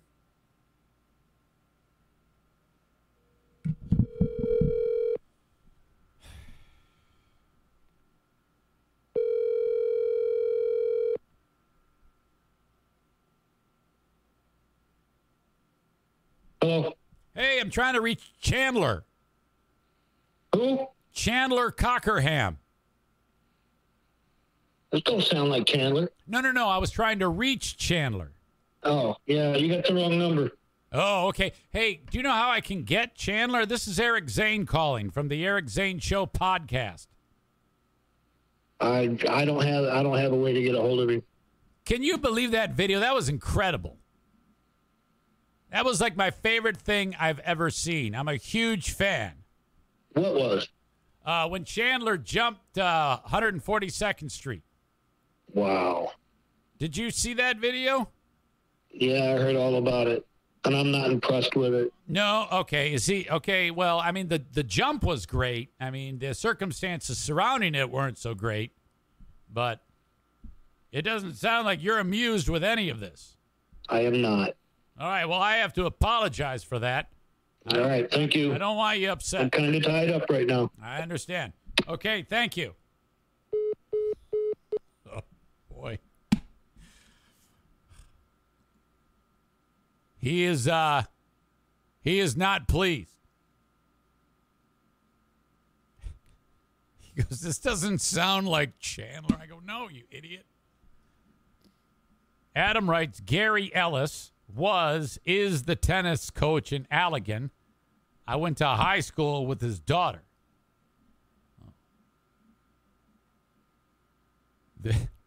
Tyler writes, that dude sounded like a real Cockerham. Aha. I said, we did there. Fuck. Nobody's fucking got a sense of humor. Everybody's all pissed off. That was a great video. I don't care what he says. All right. Well, anyway, That guy was in court yesterday. His legal trouble not yet done. Okay, moving on to a national story. Baseball player Fernando Tatis Jr. Okay, this was the guy. He's one of the best players in baseball, and he got pinched for being on steroids or some shit. And so baseball, they don't like that, and they suspended him for like 80 games. Now, here you got this young guy, 22, 23 years old. I don't know, he might be a little older, who's just like one of the best players in baseball. And it's like, oh, my God, this is a huge deal. His dad was like, oh, that's bullshit. And then Tatis comes out and says, I'm sorry, I fucked up, Okay, so he did it. And the best part of this story is the trolling that going on in by the Los Angeles Dodgers. Because audio check, video check. Okay, you can see right there. You know what that is? That is a giant inflatable pill, I guess. It says PED on the side of it. Maybe a pill bottle or a pill. I think it's supposed to be an actual pill. Like if you're going to take some PEDs, performance-enhancing drugs or steroids, you would just grab it and put it in your mouth. So I guess this is not new. I guess back in the day when Barry Bonds got busted, they were throwing syringes on the field and chanting steroids, which is just hilarious. I love that. So this is great. The announcers, they see what's going on. They're like, hey, what's that there? Hey, what's going on?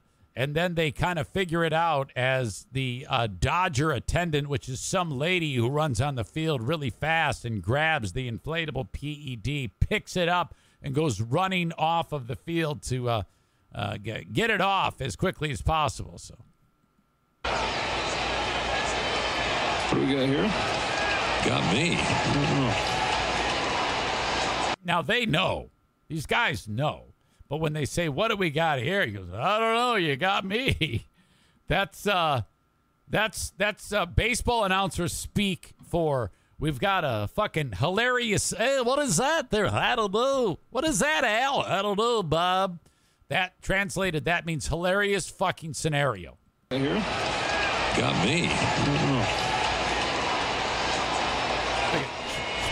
She hands it off to this dude, and then she keeps trucking.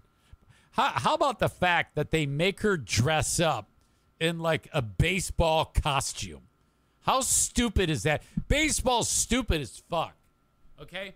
The simple fact that the managers and all the other coaches have to dress up in a baseball player Halloween costume is so fucking dumb. They should be sitting there in jeans and a T-shirt. That's just stupid. You don't see football coaches having to do that. Can you imagine if Bill Belichick has the pads and a helmet on the side of the fucking field? Let's watch. Got me.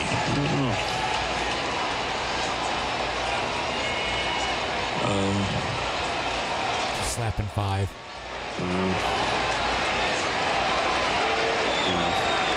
This guy's just grunting. It was so big you couldn't put it in a bottle. Okay.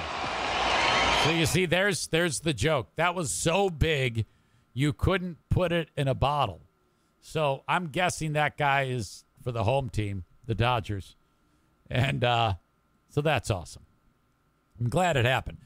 To me, baseball is great when these cheaters get busted, and we need more of that, frankly, because they deserve that.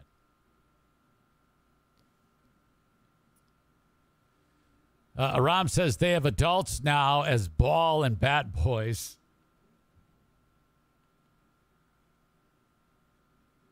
Kyler says, sheesh, still going. I'm surprised. I don't know what he means by that.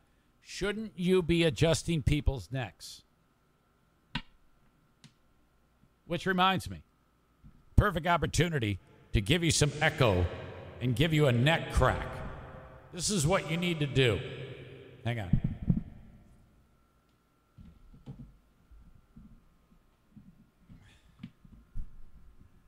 Okay, you ready?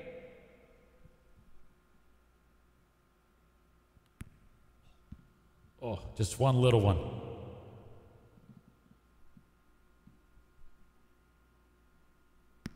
Oh, that one hurt. Oh, God. Oh, I'm dead. That's rupturing some type of artery. Oh, my God. In fact, I want to listen back to that.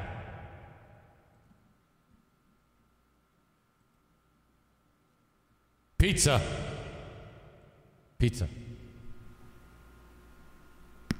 Oh, that one hurt. Oh, God. Pizza. That's it. Pizza. Rupturing some type of artery. Pizza. God. Pizza. Back to that.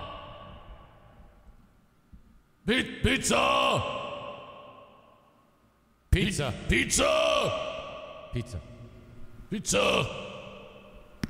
Oh, that one hurt. Pizza.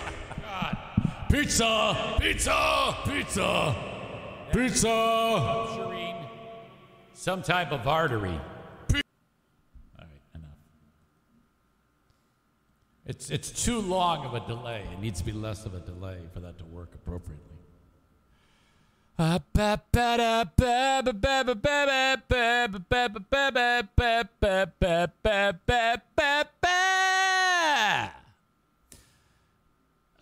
lady who is living the vegan lifestyle with her husband.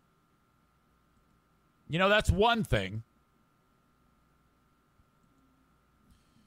I don't know if it's a great idea to be strict on the consumption of food when it comes to a newborn/toddler. I think you got to be like, I think there should be a law that says you can't become a vegan until you're done growing. You know, it's a lot of work to be a vegan when you're an adult. There's a little bit of a learning curve to it. All right? And the body's so resilient when it's young that if you don't eat a vegan lifestyle until you're an adult, that's okay. I'll be the first to admit that when done appropriately, vegan lifestyle is going to help you defeat diabetes, keep you thin, low blood pressure, low cholesterol. You are giving yourself a great chance to live a long life if you adopt a vegan eating regimen. However, that means you cannot do what I did yesterday when I opened up the fridge and we had leftover breakfast from up north and pretty much 1 cup of ground Jimmy Dean sausage, which I was putting in breakfast burritos. I ate it like cereal out of a bowl, not to mention leftover bacon and leftover scrambled eggs. And it was great. I squirted the ketchup onto the cold eggs and just, I eat. If it's there, I'm going to eat it. So I would not want to do that. I really enjoy eating, okay? It's fantastic. So fuck that shit. To me, I'm missing a key component of life if I can't eat like an asshole. My life is not as good. Yes, there may be some long life in my future, but I don't want to live those years if I can't eat like a cock.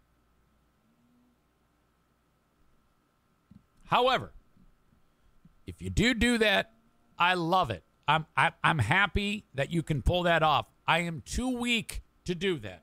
You are getting no judgment from me. But when it comes to the development of a child, it's probably not great to throw your infant/toddler into a life of being a vegan. You know why? Because you could kill your kid like this dumb bitch did.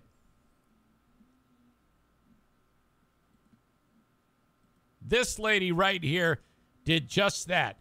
She turned, her child was 18 when he died in September of 2019. 18 months, that is. 18 months old when he died, September of 2019. The kid only weighed 17 pounds, which is just one of Kyler's tits. So if you need like a comparison of the size of the child, that'll give you a good idea of the actual physical size of that child. One Kyler tit. There she is right there. Now she looks like a vegan. Very gaunt face, chiseled look, fucked up hair, you know. And this is her jailbird husband. They fed the child like a vegan, and they only gave the child raw fruit, vegetables, and tit milk. Now, I think that should be enough. I mean, there's a lot of protein in tit milk. So I don't know how these two managed to fuck this up, but somehow the kid became very malnourished and died. And so now this lady here is getting life in prison from that. What do you think of that deal? You think that that's appropriate? I don't think that that's appropriate at all. I think she should have just been told, hey, knock it off and don't do that again. But she was trying to, I can't even get behind that joke. Of course she should be in prison for life. It's ridiculous. Sheila O'Leary, 38, was convicted last June, so over a year ago. Boy, talk about speedy, not a speedy trial. She's just now being sentenced to life in prison. She's charged. She was charged with first-degree murder, aggravated child abuse, aggravated manslaughter, child abuse, and 2 counts of child neglect. Yeah, it's one thing if you're an adult adopting a vegan lifestyle, but I don't think it makes much sense to do that to your kid. I remember when Jim, my oldest, was a little fella, and he had the hardest time gaining weight, and he was, you know, he didn't look like this kid, but he was light and little. I never forget his pediatrician, Dr. Helder, God rest his soul. Actually, I don't know that he's dead. I shouldn't say that. Well, Helder said, okay, we took Jim back for the well checkup, and he says, all right, I have a prescription for eating for Jim. And we said, okay. And I said, what? Now I'm expecting like, a big laundry list of shit we got to buy. He goes, I want you to go to one particular place as often as you can and then give him this prescription. I go, okay, and I got a pen and write it down. Okay, doc, shoot me straight. What do I need to give him? Okay. The place is called McDonald's, and you're going to give him French fries, hamburgers, and milkshakes. I go, are you fucking kidding me? And he goes, no, I'm not, asshole. You got to feed this kid whatever the fuck he wants. Whatever shitty food that you are not supposed to eat, give it to him. We need calories in him. And so every day we're fucking McDonald's, fries, milkshakes, burgers, nuggets, anytime we could. So much so that for years after, it was like Pavlov's dog. We'd have to stop. Jim, early on in this diet plan, he's our only child at the time. We're driving around. He sees the big golden arches, and he'd start. This is the first words he could ever say. I swear to God on a stack of King James Bibles. Fries. Like, fuck. I have to pull over, get him a fucking fries. Oh, Jesus. And I think it really didn't do much. Jim didn't gain a ton of weight. I think it just kept him from, like, dying. So we followed doctor's orders there of give him lots of fries, milkshakes, and burgers. But this dumb bitch did not do that. So the kid is dying. He goes, okay. The mom's like, all right, let me give him a green pepper here. That's what he's starving for. All right, wash it down with some breast milk. Terrible. Unbelievable. And so this disgusting mom, authorities said that Sheila and her husband, Ryan Patrick O'Leary, only fed Ezra raw fruit and vegetable breast milk, 17 pounds. Authorities said on the day of death, he had been nursing when he started to struggle to breathe. Instead of calling for medical help, the stupid bitch put the kid down for a nap. By the time, and then they went to bed, they woke up, the kid is no longer with us. Okay, that's it. And they're like, uh-oh, what do we do now? Investigators realized that all of this neglect, she chose to disregard the kid's cries. This is all terribly sad. The kid looked like a bag of bones. Holy shit. So CPS gets involved. Take their other children from them. Thank God. Man, just a horrible, horrible sequence. How sad is this? The child's death, while tragic, was neither purposeful nor neglectful but accidental. According to the attorney for the parents, the jury did not believe that shit and said no. And the judge ordered her to life in prison while her husband is awaiting trial on the same charges. This is horrible. Yes, it should be a law. A child cannot be a vegan. Oh my God. So when this crazy bitch goes to prison, which is now, that's going to get out, and all those other prison women who a lot of them probably have their own children are going to just brutalize this chick, and rightfully so. I fully support that. My God. That is incredible. Kyler says that picture of the chick, asshole. He says, Eric Zane, she has your nose. Aw. You know, I deserve that. I did. I did deserve that. I made that tit crack about you. Are you going to the races with me on Saturday night? Kuipers has already fucked up the whole thing. He's not going to be there. That's bullshit. You must get permission from the multi-talented Tracy and be able to go to the races with me on Saturday. It's the last weekend of racing. My God. Come on. Make it happen. Okay. Thank you so much. I appreciate you guys. You are awesome. I'm going to leave it right there. I know it ends on a sad note that kid is dead, but you know, that kid is in a better place. That kid is eating hamburgers and French fries and milkshakes in heaven. So there you go.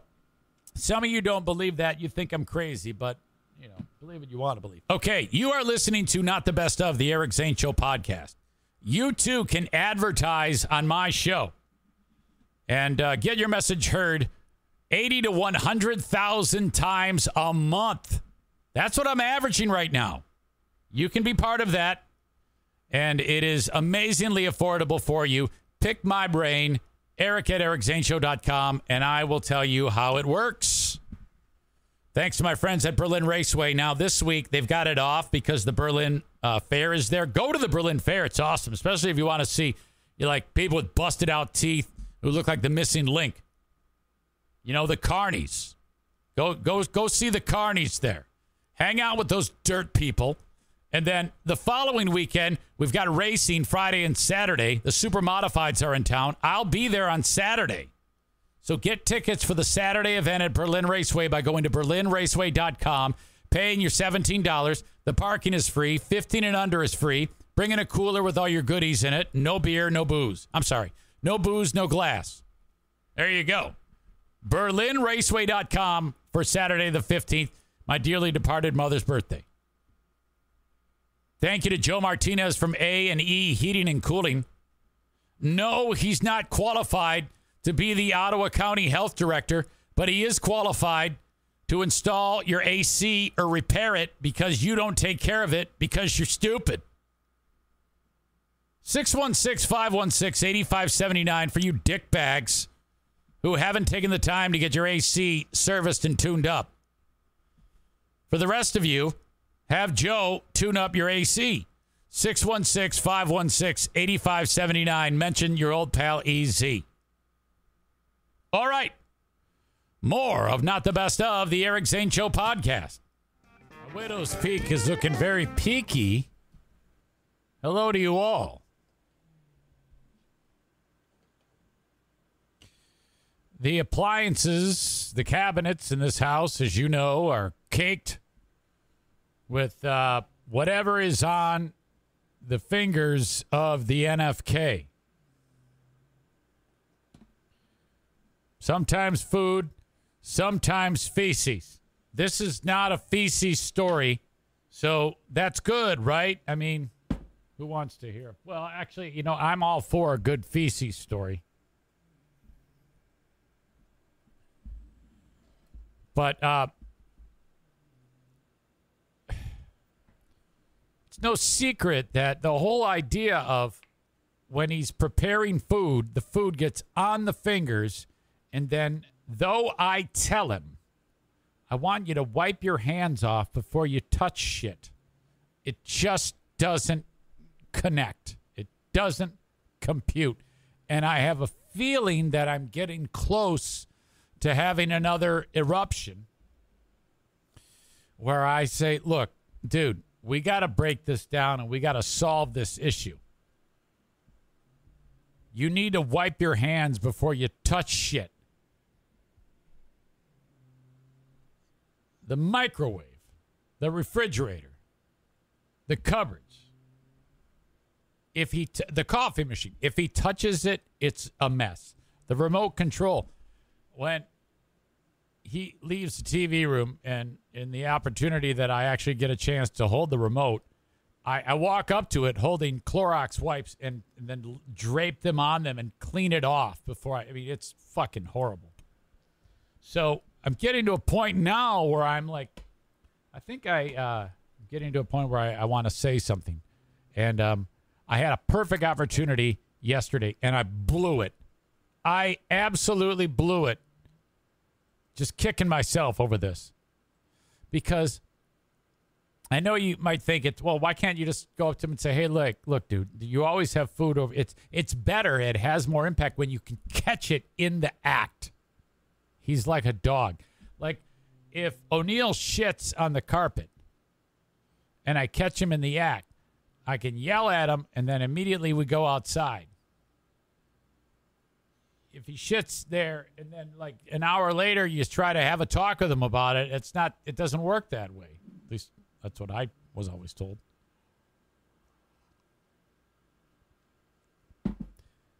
I'm doing the dishes. He brings this container that he was eating food out of, which that's another fucking gory thing. And he says, hey, and I take it. He goes, here you go, because he knows I'm doing the dishes. So he put it in the sink, and I'm like, oh, okay. And now he's eating some type of, I don't know if it's a lasagna, it's some Stouffer's deal. And there is, his whole thumb is red from the tomato sauce on whatever it is he was eating. It's like, this is something you eat with a fork, and I'm getting the impression he was eating with his hands. But he had a utensil, so I know he was. But his thumb, of all things, got all sorts of sauce on it. And I can see it. His thumb looks delicious. And then he puts it in the sink, turns around, and walks back and sits down. It's like, oh. So that amount of food that's on the thumb, it's probably going to wind up on his pants, maybe his shirt, perhaps the furniture, the remote control. But, it's not going to wind up in the one place that it should wind up, on a napkin or rinsed off in the sink. Doesn't happen. And it's just fucking hideous. I mean, my God. So no matter what I do, yeah, Megan, that it doesn't help when you suggest just tell him to lick it off or have the dogs lick it off. That does nothing. I don't care that it's on there. That isn't the problem. The problem is where he's going to wipe it. And it doesn't matter. It's all just stupid. Maureen says give him a gentle reminder before you explode on him. Now, I'm not going to explode. I wouldn't do that. There's only been one time that I've blown up on him. But it's you. Okay, we've had so many discussions about various things that, honestly, I think what it boils down to is particularly the hands. Aram says, why are you always complaining about the poor guy? Yeah, excuse me? Have you lived with someone with shit, actual feces on their hands touching your shit? Do you think that that would be a reason to complain? Of course it would. And it's my job. By the way, you've been annoying the fuck out of me, so enjoy this time out. There you go. Enjoy your 300 seconds. Why you always gotta pick, you fucking half-breed? Shut up! Jesus. Why you always gotta... Shut up!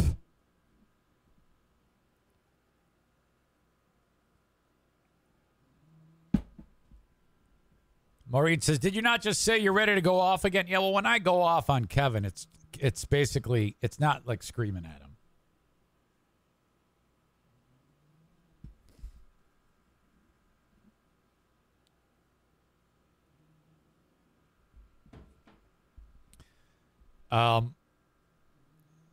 I've concluded that the reason why various things like teeth not getting brushed and asshole not getting wiped is he just can't do it. He can't. He can't do it. Because those wipes on the back of the toilet, they're full. He does not use those. The teeth do not get brushed. And,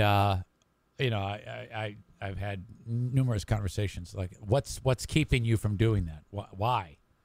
And so he's too proud to tell me, and I just know he can't do it, and that's fine. I don't have a problem with that. That's different though than 3 pounds of tuna fish casserole on his hands, walking around touching the fridge. There is no excuse for that because he has eyes. And I know he knows how to grab a fucking paper towel off because he does it all damn day. Or turn on the water. Rinse your hands off. What's happening there? Oh, my God. So I think it's... I think I need to actually say, okay, buddy, sit down with him and say, hey, I know we have these talks from time to time, but this is something else that I think we need to have a discussion about. When you get food on your hands, you got to make sure it's off of your hands before you start touching shit. For him, a napkin is a salt and pepper shaker because you wouldn't believe the amount of food on the actual salt and pepper shaker. Oh, my God. Unbelievable. John Daly, I have another example of how much of a treasure this guy is. The simple fact that he's actually a very good athlete. Doesn't look like, or at least he was, but he can hit a golf ball a mile, as you know. Still a very good golfer. Looks to have the body of like unbelievable shape. It's just not that great from all the years of drinking. He didn't care. Whatever. I love the guy. He threw out the first pitch the other night, I believe at the Cardinals game. Watch this. This guy.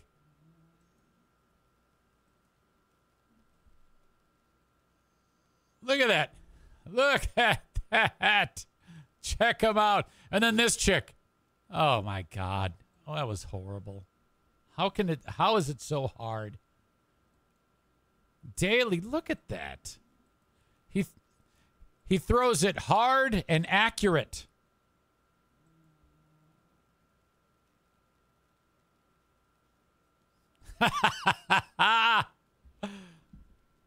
These guys love that.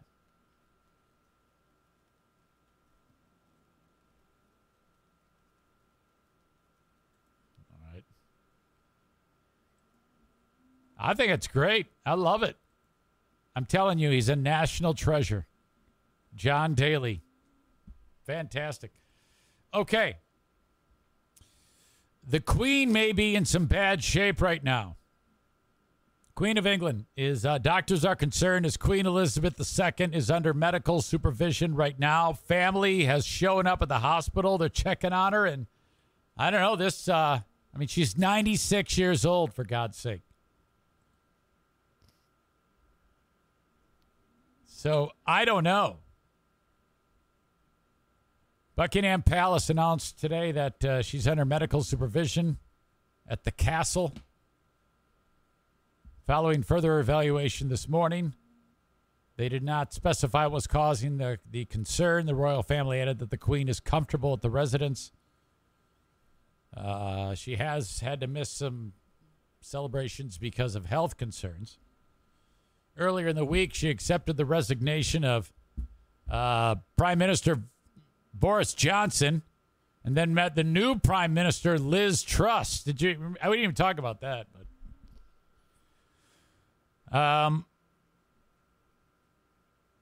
let's see. Prince Charles, her son, and Prince William have traveled to Balmoral. No mention of Andrew, the one who, was pals with Jeffrey Epstein and loved to slaughter underage poon. Can you imagine if the Queen is there and she's like getting ready to kick the bucket and Charles shows up and she's just letting it fly and she's like, I can't believe you cheated on Diana, you piece of shit. You fucked everything up. William, I like you. I still can't, but have you seen this guy? It's like he lost his hair all in one day. Holy crap. It's like one day he had hair and the next day he didn't. Look at that. Full head of hair. Looks great. Bald. Man. That's too bad. I'm glad he's owning it, though, you know? Bums me out when I see a guy with baseball hat everywhere. It's like you're going to have to either get the procedure, where they move some of your hair from one part onto a different part of your head, or, shave it all off.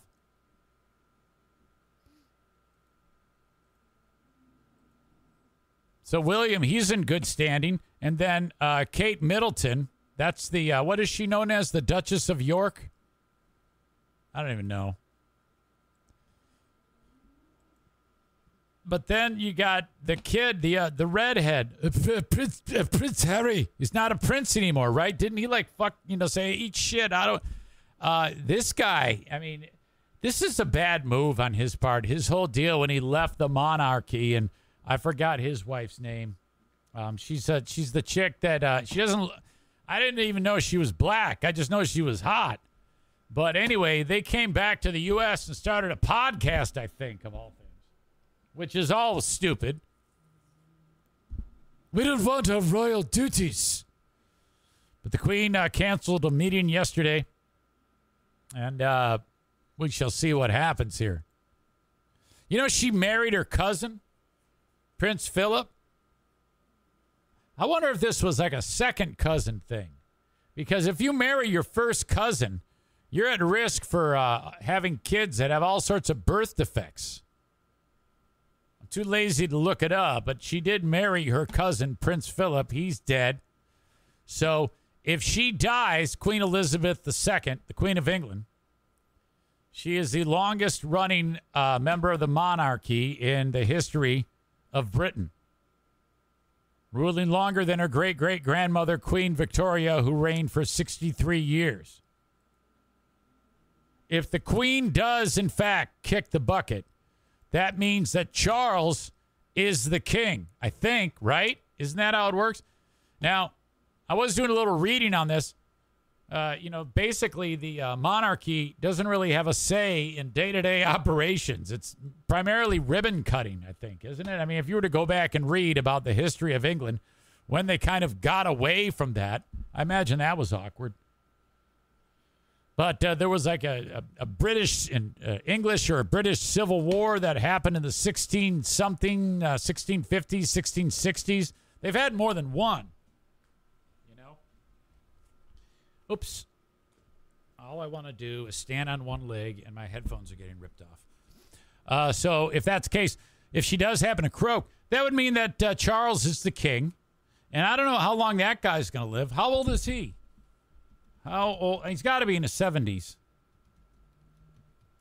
Prince Charles, 73. Oh, my God, does he look like shit, too. His mother looks better than him. And thank God that Diana, if she were still alive and married today, she's one of those women who I think would have remained pretty for a long, long time. And I'm pretty sure she was a lot younger than this idiot. How old would Diana be today? I'm going to guess 55. 61. She'd still be hot. And she was a late bloomer, too, because when she married Charles, she looked, she kind of like didn't have a woman frame. She was kind of skinny,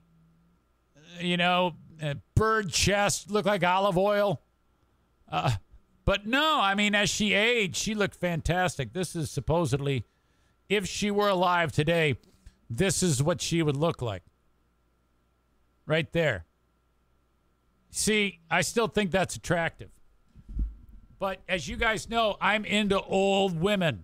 And this, you see, if you're old, you got to look like this. You got to have this type of you got to be wearing this type of gear, this jewelry. You got to have that haircut going on. I hope, man, if she looked like that, I don't know. That's pretty rough. Why did they give her that type of haircut? I mean, what if she wanted to grow it out? All right. This is stupid. What an idiot I am. Okay, so good luck. I mean, my God, the Queen, I hope she's okay, but she is 96 years old. All right. Steve Bannon, the guy who was like the dude in the White House that was kind of like the, what was his role in Trump's presidency? He was an aide. He was the orchestrator of the campaign. Steve Bannon. You remember this guy. He's in deep shit.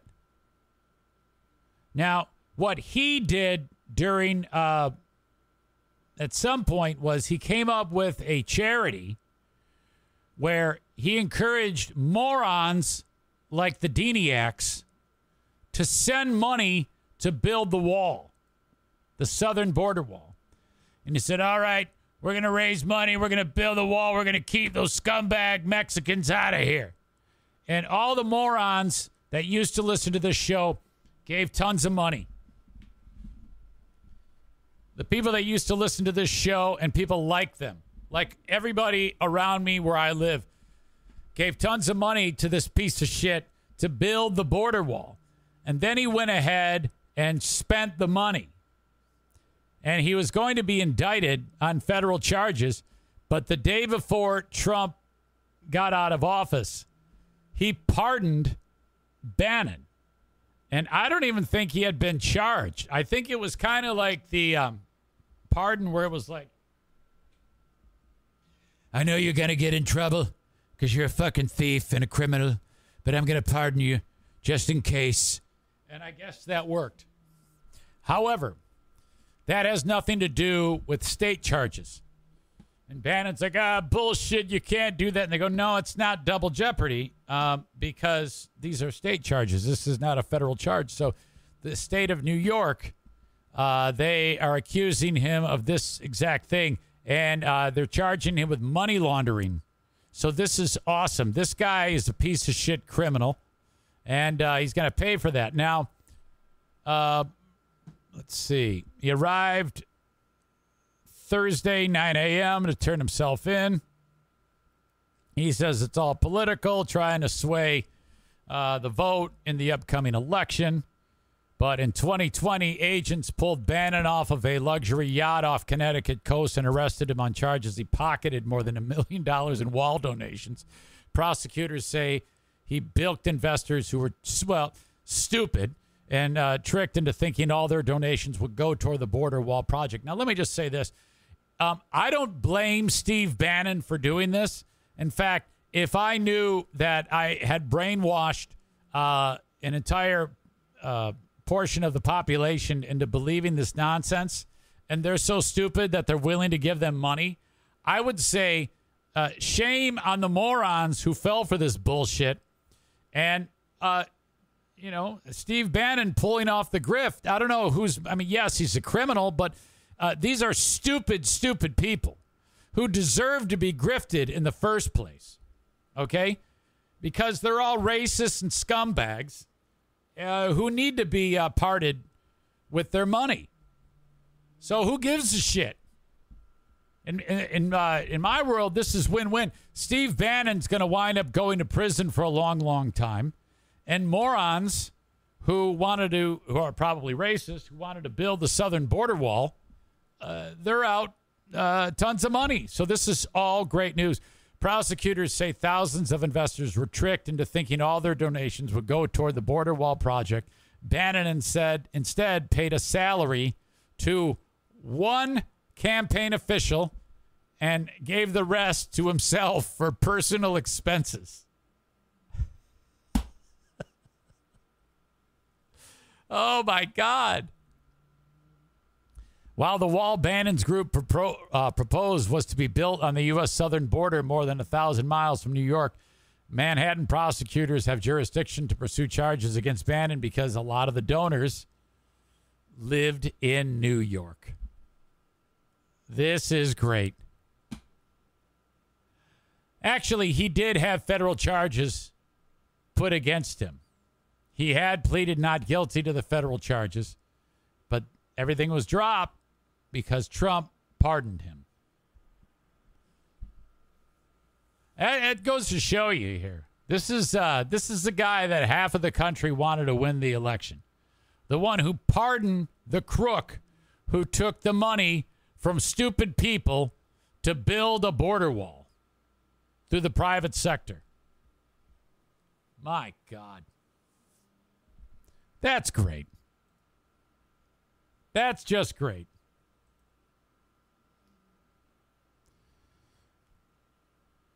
Same guy who wants you to pull your money from your 401k and invest in gold.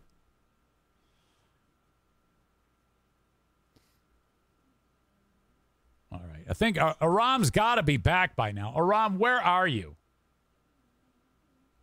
No, he's probably gun shy. Are you going to join my friends on DNX United now? Is that? I hope not. I hope I didn't scare you off completely. All right. You never know. I mean, I can't be doing this to all my audience members, even though the last batch I pretty much am happy with the decision that was made. All right. Moving on. Ram says, I'm doing X2 yoga. But Kenny goes, he stormed out. He did not storm out. Shut up, Kenny. Shouldn't you be watching Better Call Saul? Okay, more from the U.S. Open. I haven't watched a bit of the tennis, but this is Andrei Rublev. Here's Andre, and he's weeping. He's upset. He plays for, he's a Russian tennis player. And I'm not exactly sure why this is happening. Audio check, video check. But he is so upset here, and he's crying.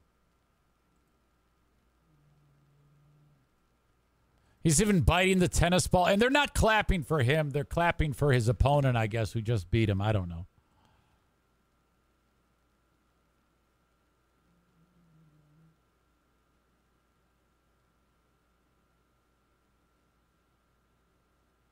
They're saying that he's crying because he had a chance to go far in the U.S. Open because a lot of key players aren't actually playing in it this time around, supposedly. But that isn't all that it seems. There may be more to it because people have been just giving him a ton of shit because he's Russian and because of the war in Ukraine. And so people are like, oh, my God, my heart is breaking for him. Never easy playing against a crowd. Not a single one in that crowd was supporting him or was at least neutral. It's understandable that he went so emotional at the end. So all these people are weighing in that the audience has been non-supportive of Rublev because he's a Russian. This publication says, what a difficult year for him. He's treated like a war criminal everywhere he goes for crimes he did not do. Imagine being him. Hopefully next year is better for him. Okay? And, well, I think that's bullshit. If you're a Russian and you're getting treated like shit, the reason why is because you have not spoken out against your murdering dictatorship government and their ridiculous war against a sovereign country. So I don't believe any of this shit. He's treated like a war criminal for crimes he did not do. His crime is his silence. If you're a fucking Russian, now unless he's swayed by propaganda, I have no idea, but I seriously doubt it. I think deep down he knows what's up and he's just too scared to say anything, or he's supports the war. You can only be one or the other. You can come out and say, well, yeah, this, and then maybe defect or some shit. I don't know. But this is the treatment you get, and he's sitting there crying. In my mind, I hope that those people are cheering him because he's crying. And, yeah, you deserve that shit.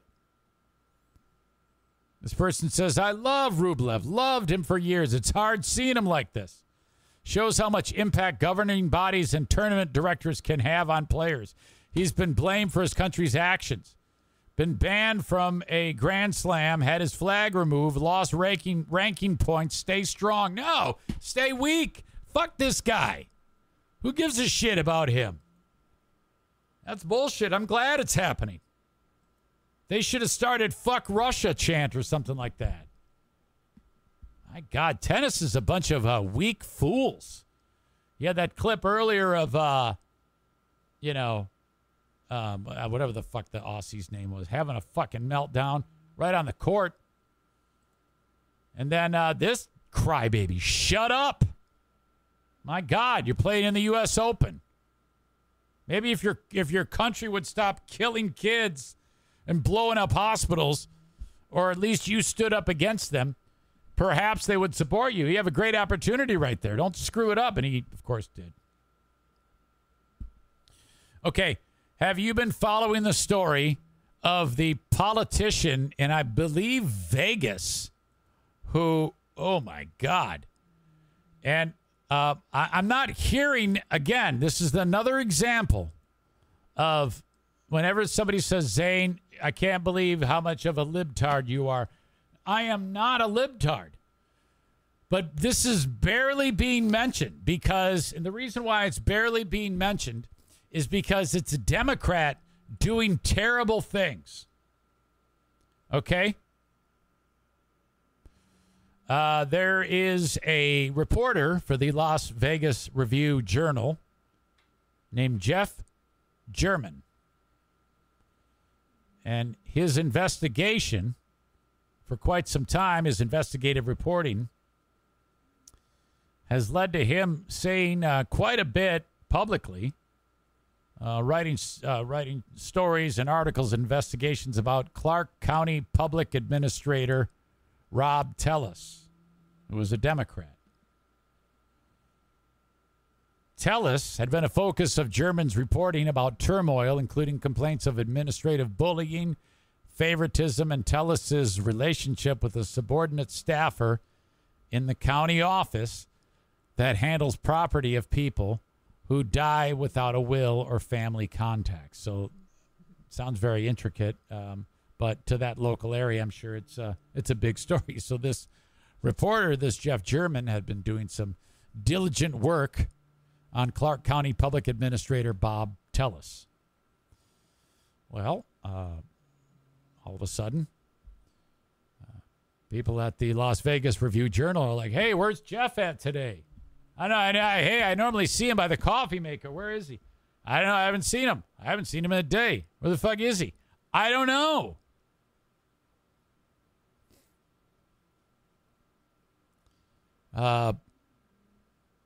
In the weeks before the, German, a reporter with a reputation for tenacity, was working on follow-up reports, the newspaper said Wednesday, and recently filed public records requests for emails and text messages between Tellis and 3 other county officials. So he's looking for information. Wanted to see if Tellis was lying to their ears. German's body was found Saturday morning outside his home. Police said he was killed Friday and characterized the attack as an isolated incident. It was reported that the reporter died of multiple sharp force injuries and ruled the case a homicide. The police asked the public for help. They showed a brief video of a suspect walking on a sidewalk clad in bright orange construction attire and distributed a photo of a distinctive red GMC Yukon Denali SUV with chrome handles, a sunroof, and a luggage rack, saying it may have been linked to the case. Tellis was seen in newspaper photos washing a vehicle that looked just like that one parked in his driveway on Tuesday. Police showed up. They towed away the vehicle after they got a warrant.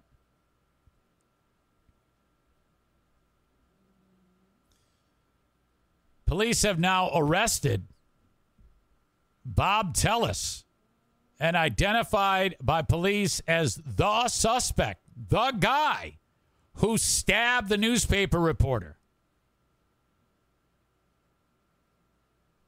Clark County officials showed up, SWAT unit, hours after investigators served that search warrant and arrested him. My God. So basically, he just went crazy and snapped and said, I'm going to take care of this and just kill the reporter. Well, at least that's what the cops are saying. Jeez. This is just bizarre. You see, that's what bugs me when you hear about, this guy's just doing his reporting. And here I am on a daily basis telling people to go fuck themselves. It's time to get another security upgrade. Holy shit. I really shouldn't joke like that because that's probably what's going to happen at some point. Okay, lastly, I want to close with this. This is not a Florida man, but this is a man that was in Florida. He's from Georgia. And Deputy Police Chief Jason DePrima showed up to the Orlando, Florida area for the American Polygraph Association seminar workshop last week. So basically, lie detectors convention. Sounds like an absolutely fantastic time. And he gets a little bored and he decides he wants some poontang. And so he responds to an online escort advertisement. Conversation starts. I don't know if it was in person or what. I don't think it was in person. But this was not actually an escort. It was an undercover detective that he thought was a prostitute. Are you available tonight? And said, I'd like to come see you. What is your rate? While talking to the detective, deputies say DePrima agreed to have sex with her, but later told her that he had gotten spooked and said maybe tomorrow night. So no money exchanged hands. The next day, he reaches out again. Agreed to meet and give her $120 for a half hour of full-service sex. When he got there, he paid the detective $180, so extra cash, and got her a pack of White Claw hard seltzer. Ain't no laws when you're drinking. Laws. That's what the hooker said to him. You want these White Claws? Ain't no laws when you're drinking. Laws. Hey, nice to meet you. My name is Deputy DePrina. Hey, honey, how you doing? I'm fine. Would you like these White Claws? Ain't no laws when you're drinking. Laws. Well, how many can you drink? Girl, What? Girl, I can get drunk off of like 4 of them. Do you want to see Sergeant O'Neill later on? I want to see O'Neill all the time. I don't blame you. When can I meet that guy? Hang on, I gotta have sex with you first. Is $180 and a bunch of White Claws? Is that gonna do it? Ain't no laws when you're drinking. Laws. Would you take us both on at the same time? Fuck you, asshole. That's what I'm gonna do to you. And you guys are fucking assholes. I'm sorry, I'm a little bit drunk. Whatever. Okay. Is there anything better than Stevie drunk clips while watching Bruce flat on his back? Hello, Poppy.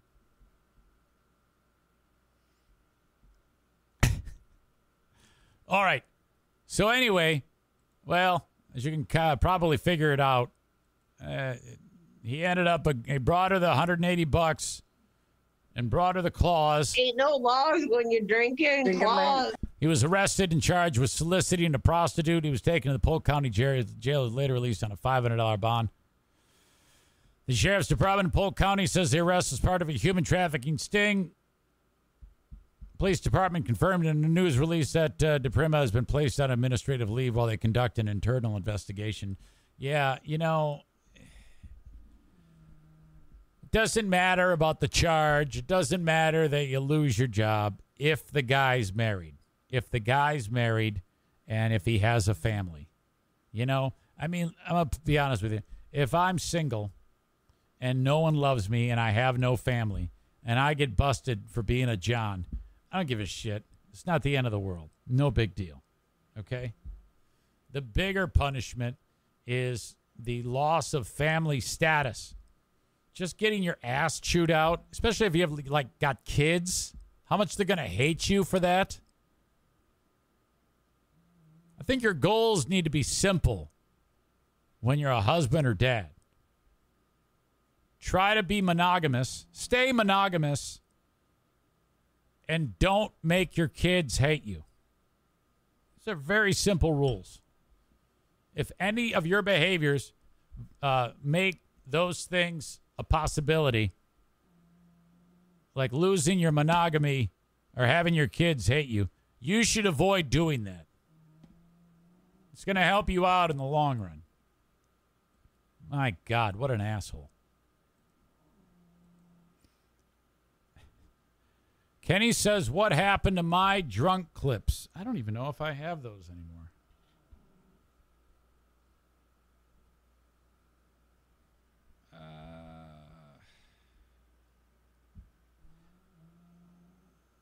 I don't know if I have them because I think there was a time when I wanted to kick your ass and I deleted them all. I think it was the time number 500 that you ruined a story or you wouldn't shut up on the chat or some shit like that. There's been about 8,000 times that's happened. So I'm pretty sure that's what it was. All right, there we go. Putting the wraps on another edition of Not the Best of the Eric Zane Show podcast. But before I go, let me just tell you that I cannot wait to talk to you on the January 6th show. January. What a fucking asshole. July 6th show, Thursday. Jesus. Looking forward to that. And follow me on Patreon, patreon.com/Eric Zane for free for 7 days. Fun stuff planned for Thursday. Translation, I don't have any fucking idea. But I'm going to have all sorts of adventures that I'm going on for this trip. I'm looking forward to telling you about them. Buy a T-shirt at ericzaneshow.com. Click merch. Support the sponsors. And away we go. Have a good one, folks. Talk to you very soon. Bye-bye.